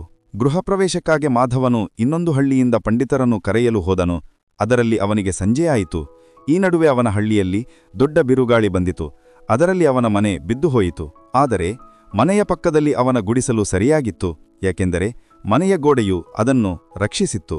ಗ್ರಾಮದ ತುಂಬ ಜನರು ಸೇರಿ ಅತೀವ ದುಃಖಿತರಾದರು. ಬಡ ಮಾಧವ ಒಂದು ಪೈ ಜೋಡಿಸಿ ಮನೆ ಕಟ್ಟಿಸಿದನು ಮತ್ತು ಅದನ್ನು ದೇವರು ಕೆಡವಿದನು. ಯಾವಾಗಲೂ ಒಳ್ಳೆಯ ಮತ್ತು ಸತ್ಯವಂತರೊಂದಿಗೆ ಕೆಟ್ಟದ್ದೇ ಆಗುತ್ತದೆ ಎಂದು ಎಲ್ಲರೂ ಯೋಚಿಸುತ್ತಿದ್ದರು. ಮಾಧವನು ಸ್ವಲ್ಪ ಹೊತ್ತಿನಲ್ಲಿ ಪಂಡಿತರೊಂದಿಗೆ ಅಲ್ಲಿಗೆ ತಲುಪಿದನು ಮತ್ತು ಮನೆ ಬಿದ್ದಿರುವುದನ್ನು ನೋಡಿ ಸಂತೋಷಪಟ್ಟು ದೇವರಿಗೆ ಧನ್ಯವಾದ ಹೇಳಲಾರಂಭಿಸಿದನು. ಎಲ್ಲಾ ಜನರು ಅವನು ದುಃಖದಲ್ಲಿ ಹುಚ್ಚನಾಗಿದ್ದಾನೆ ಎಂದು ಯೋಚಿಸಿದರು. ಪಂಡಿತರು ಎಲ್ಲವನ್ನು ನೋಡುತ್ತಾ ಕೇಳುತ್ತಿದ್ದರು. ಅವರು ಮಾಧವನಿಗೆ ಹೇಳಿದರು, ದೇವರು ನಿನ್ನ ಮನೆ ಕೆಡವಿದನು. ಅದನ್ನು ನೀನು ಬಹಳ ಕಷ್ಟಪಟ್ಟು ಕಟ್ಟಿಸಿದ್ದಿ. ಆದರೂ ನೀನು ಅವನಿಗೆ ಏಕೆ ಧನ್ಯವಾದ ಹೇಳುತ್ತಿದ್ದೀಯಾ? ಮಾಧವ ಹೇಳಿದ, ಮನೆಯ ಪಕ್ಕದಲ್ಲಿ ನನ್ನ ಗುಡಿಸಲು ಸರಿಯಾಗಿದೆ, ಯಾಕೆಂದರೆ ಮನೆ ಇನ್ನೊಂದು ದಿಕ್ಕಿಗೆ ಬಿದ್ದಿದೆ. ಈ ಪವಾಡವನ್ನು ದೇವರು ಬಿಟ್ಟು ಇನ್ನಾರು ಮಾಡಬಹುದು. ಇಂತಹ ದೊಡ್ಡ ಬಿರುಗಾಳಿಯಲ್ಲಿ ನನ್ನ ಪತ್ನಿ ಮತ್ತು ಮಕ್ಕಳು ಸುರಕ್ಷಿತವಾಗಿದ್ದಾರೆ.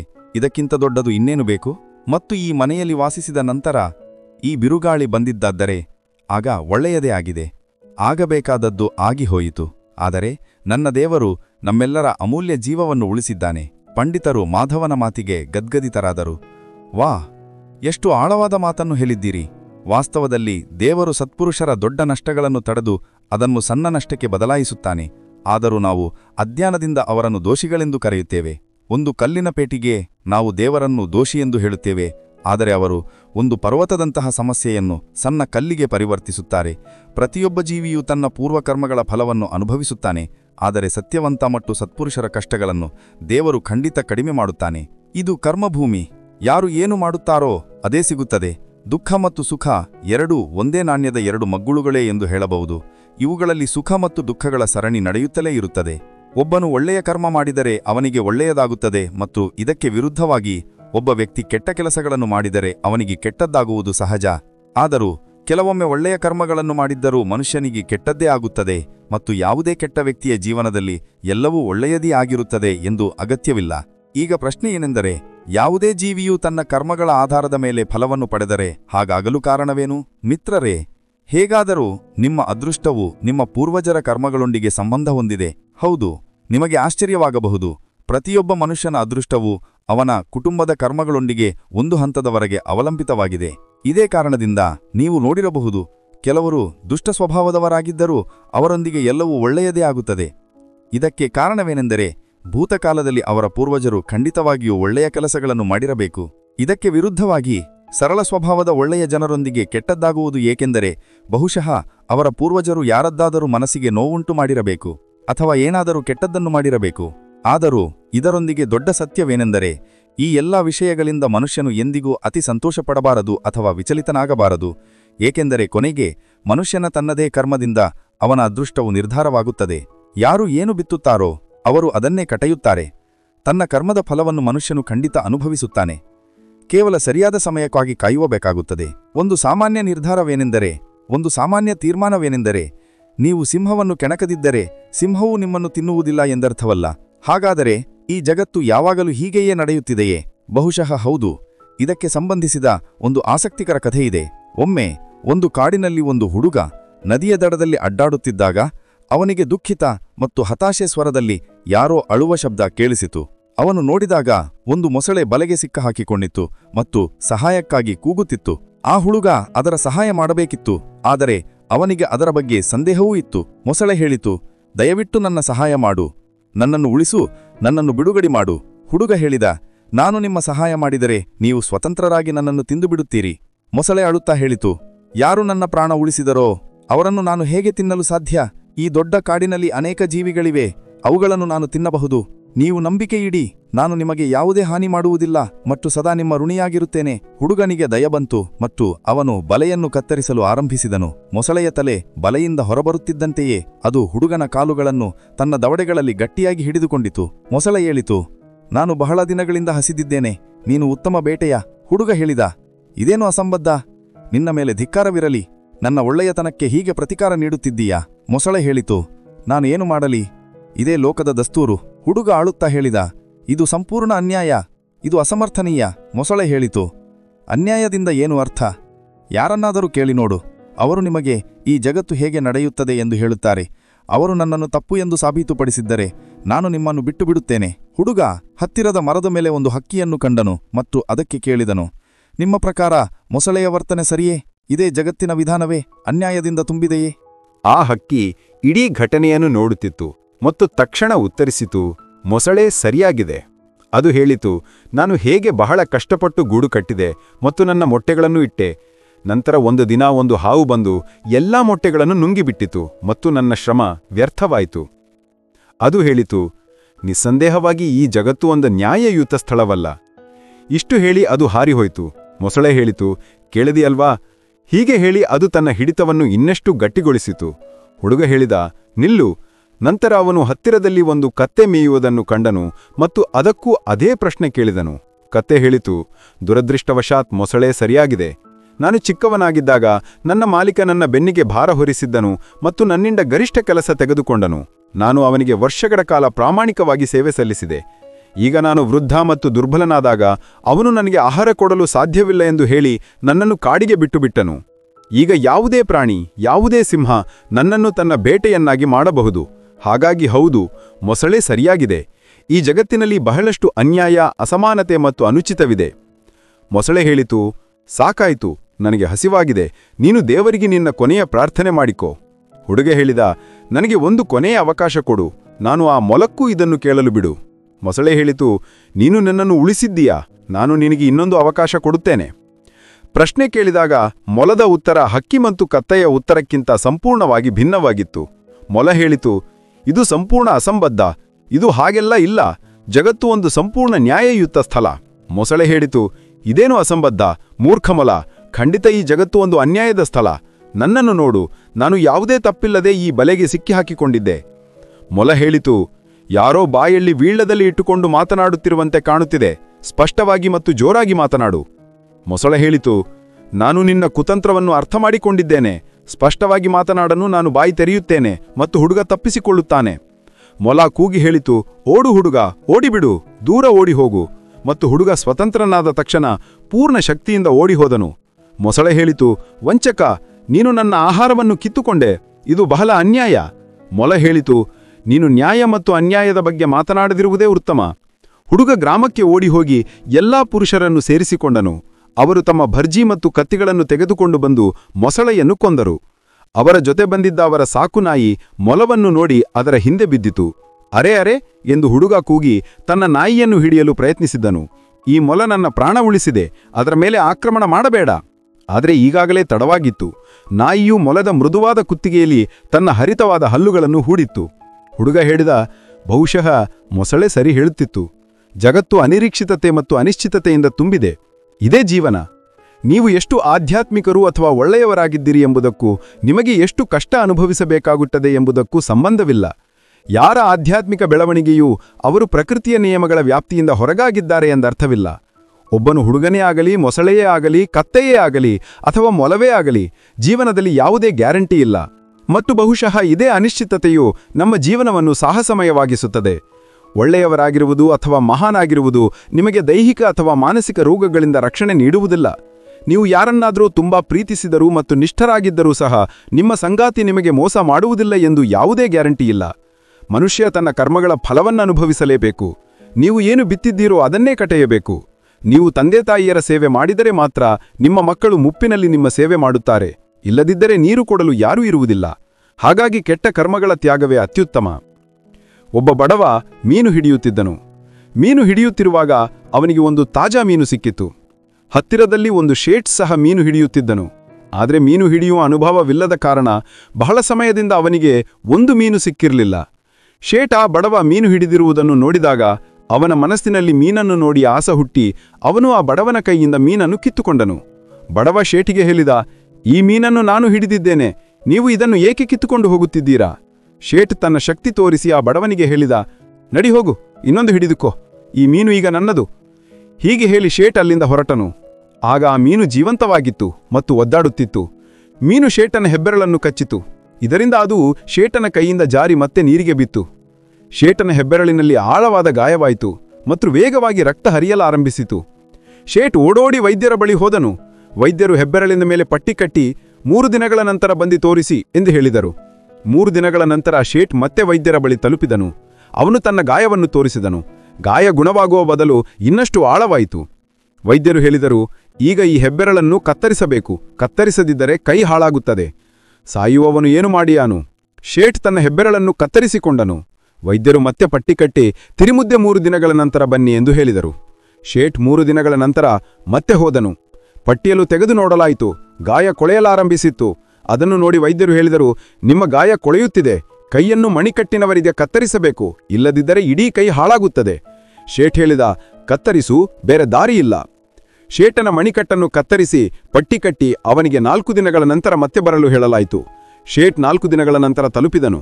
ವೈದ್ಯರು ಪಟ್ಟಿ ತೆಗೆದು ನೋಡಿದಾಗ ಗಾಯ ಹಾಗೇ ಇತ್ತು. ವೈದ್ಯರು ಹೇಳಿದರು, ಈಗ ತೋಳನ್ನು ಕತ್ತರಿಸಬೇಕು, ಇಲ್ಲದಿದ್ದರೆ ಇಡೀ ದೇಹ ಕೊಳೆಯುತ್ತದೆ. ಈಗ ಶೇಟನ ಇಡೀ ತೋಳು ಕತ್ತರಿಸಿದಂತಾಯಿತು. ಆಗ ಶೇಟನ ಒಬ್ಬ ಸ್ನೇಹಿತನು ಅವನನ್ನು ಕೇಳಿದನು, ನಿನ್ನಲ್ಲಿ ಎಲ್ಲೋ ತಪ್ಪಾಗಿದೆಯಲ್ವಾ? ಕೊನೆಗೆ ಏನಾಗುತ್ತಿದೆ? ನೀನು ತಿಳಿಯದೇ ಏನಾದರೂ ತಪ್ಪು ಮಾಡಿದ್ದೀಯಲ್ಲ, ಅದರಿಂದ ನಿನಗೆ ಇದೆಲ್ಲ ಆಗುತ್ತಿದೆ? ಶೇಟ್ ಹೇಳಿದ, ಹೌದು, ಒಂದು ತಪ್ಪು ಆಗಿದೆ. ನಾನು ಯಾರದ್ದೋ ಮೀನಿಗೆ ಕೈ ಹಾಕಿದ್ದೆ. ಶ್ರಮ ಅವರದ್ದಾಗಿತ್ತು, ಆದರೆ ನಾನು ತಿನ್ನಲು ಬಯಸಿದ್ದೆ. ಸ್ನೇಹಿತನು ಕೇಳಿದ ತಕ್ಷಣ ಶೇಟಿಗೆ ಹೇಳಿದ, ಖಂಡಿತ ಇದು ಆ ಮೀನು ಹಿಡಿಯುವವನಿಂದಲೇ ಆಗುತ್ತಿದೆ. ನೀನು ಬೇಗ ಹೋಗಿ ಅವನನ್ನು ಹುಡುಕು, ಅವನ ಮುಂದೆ ಮೂಗು ಉಜ್ಜಿ ಕ್ಷಮೆ ಕೇಳು. ಶೇಟ್ ಓಡಿ ಹೋಗಿ ಆ ಬಡವನನ್ನು ಹುಡುಕಿದನು. ಅವನ ಪಾದಗಳಿಗೆ ಬಿದ್ದು ಅವನನ್ನು ಕೇಳಿದನು, ನೀನು ಏನು ಮಾಡಿದ್ದೀಯಾ? ನಿನಗೇನಾದ್ರೂ ತಂತ್ರಮಂತ್ರ ವಿದ್ಯೆ ಬರುತ್ತದೆ? ನೀನು ನನ್ನೊಂದಿಗೆ ಏನು ಮಾಡಿದ್ದೀಯಾ? ಏನಾದರೂ ಶಾಪ ಕೊಟ್ಟಿಯಾ? ಏನಾದರೂ ಬದ್ದುವೆ ಕೊಟ್ಟಿಯಾ? ನೀನು ಏನು ಹೇಳಿದೆ? ಬಡವ ಕೈಮುಗಿದು ಹೇಳಿದ, ನಾನು ಏನೂ ಮಾಡಿಲ್ಲ ಶೇಟ್. ನಾನು ಕೇವಲ ಮೇಲೆ ನೋಡಿ ಹೇಳಿದೆ, ಹೇ ಭಗವನ್, ಇವನು ನನಗೆ ತನ್ನ ಶಕ್ತಿ ತೋರಿಸಿದಾನೆ, ನೀನು ಇವನಿಗೆ ನಿನ್ನ ಶಕ್ತಿ ತೋರಿಸು. ಮಿತ್ರರೇ, ಯಾವಾಗಲೂ ನೆನಪಿರಲಿ, ಕೆಟ್ಟ ಕರ್ಮಗಳ ಫಲವೂ ಕೆಟ್ಟದ್ದೇ ಆಗುತ್ತದೆ. ಕರ್ಮದ ಫಲವು ನಮ್ಮನ್ನು ಹಾಗೆ ಹುಡುಕುತ್ತದೆ. ಹೇಗೆ ಕರು ಕಳೆದು ಹೋದಾಗ 100 ಹಸುಗಳಲ್ಲಿ ತನ್ನ ತಾಯಿಯನ್ನು ಹುಡುಕುತ್ತದೆಯೋ ಹಾಗೆ ಕರ್ಮದ ಫಲದಿಂದ ಯಾರೂ ತಪ್ಪಿಸಿಕೊಳ್ಳಲು ಸಾಧ್ಯವಿಲ್ಲ. ಹಾಗಾಗಿ ಮಿತ್ರರೇ, ಇಂದಿನ ವಿಡಿಯೋ ನಿಮಗೆ ಖಂಡಿತ ಇಷ್ಟವಾಗಿದೆ ಎಂದು ಭಾವಿಸುತ್ತೇವೆ. ವಿಡಿಯೋ ಇಷ್ಟವಾದರೆ ಕಮೆಂಟ್ನಲ್ಲಿ ಮನಸಾರೆ ಜೈ ಶ್ರೀ ರಾಧೇ ಕೃಷ್ಣ ಎಂದು ಬರೆಯಿರಿ ಮತ್ತು ಇಂತಹ ಮತ್ತಷ್ಟು ವಿಡಿಯೋಗಳನ್ನು ಪಡೆಯಲು ನಮ್ಮ ಚಾನಲ್ ಅನ್ನು ಸಬ್ಸ್ಕ್ರೈಬ್ ಮಾಡಿ, ವಿಡಿಯೋಗೆ ಲೈಕ್ ಮಾಡಿ ಮತ್ತು ಹೆಚ್ಚು ಶೇರ್ ಮಾಡಿ. ಧನ್ಯವಾದಗಳು. ಜೈ ಶ್ರೀ ರಾಧೇ ಕೃಷ್ಣ. ರಾಧೇ ರಾಧೇ.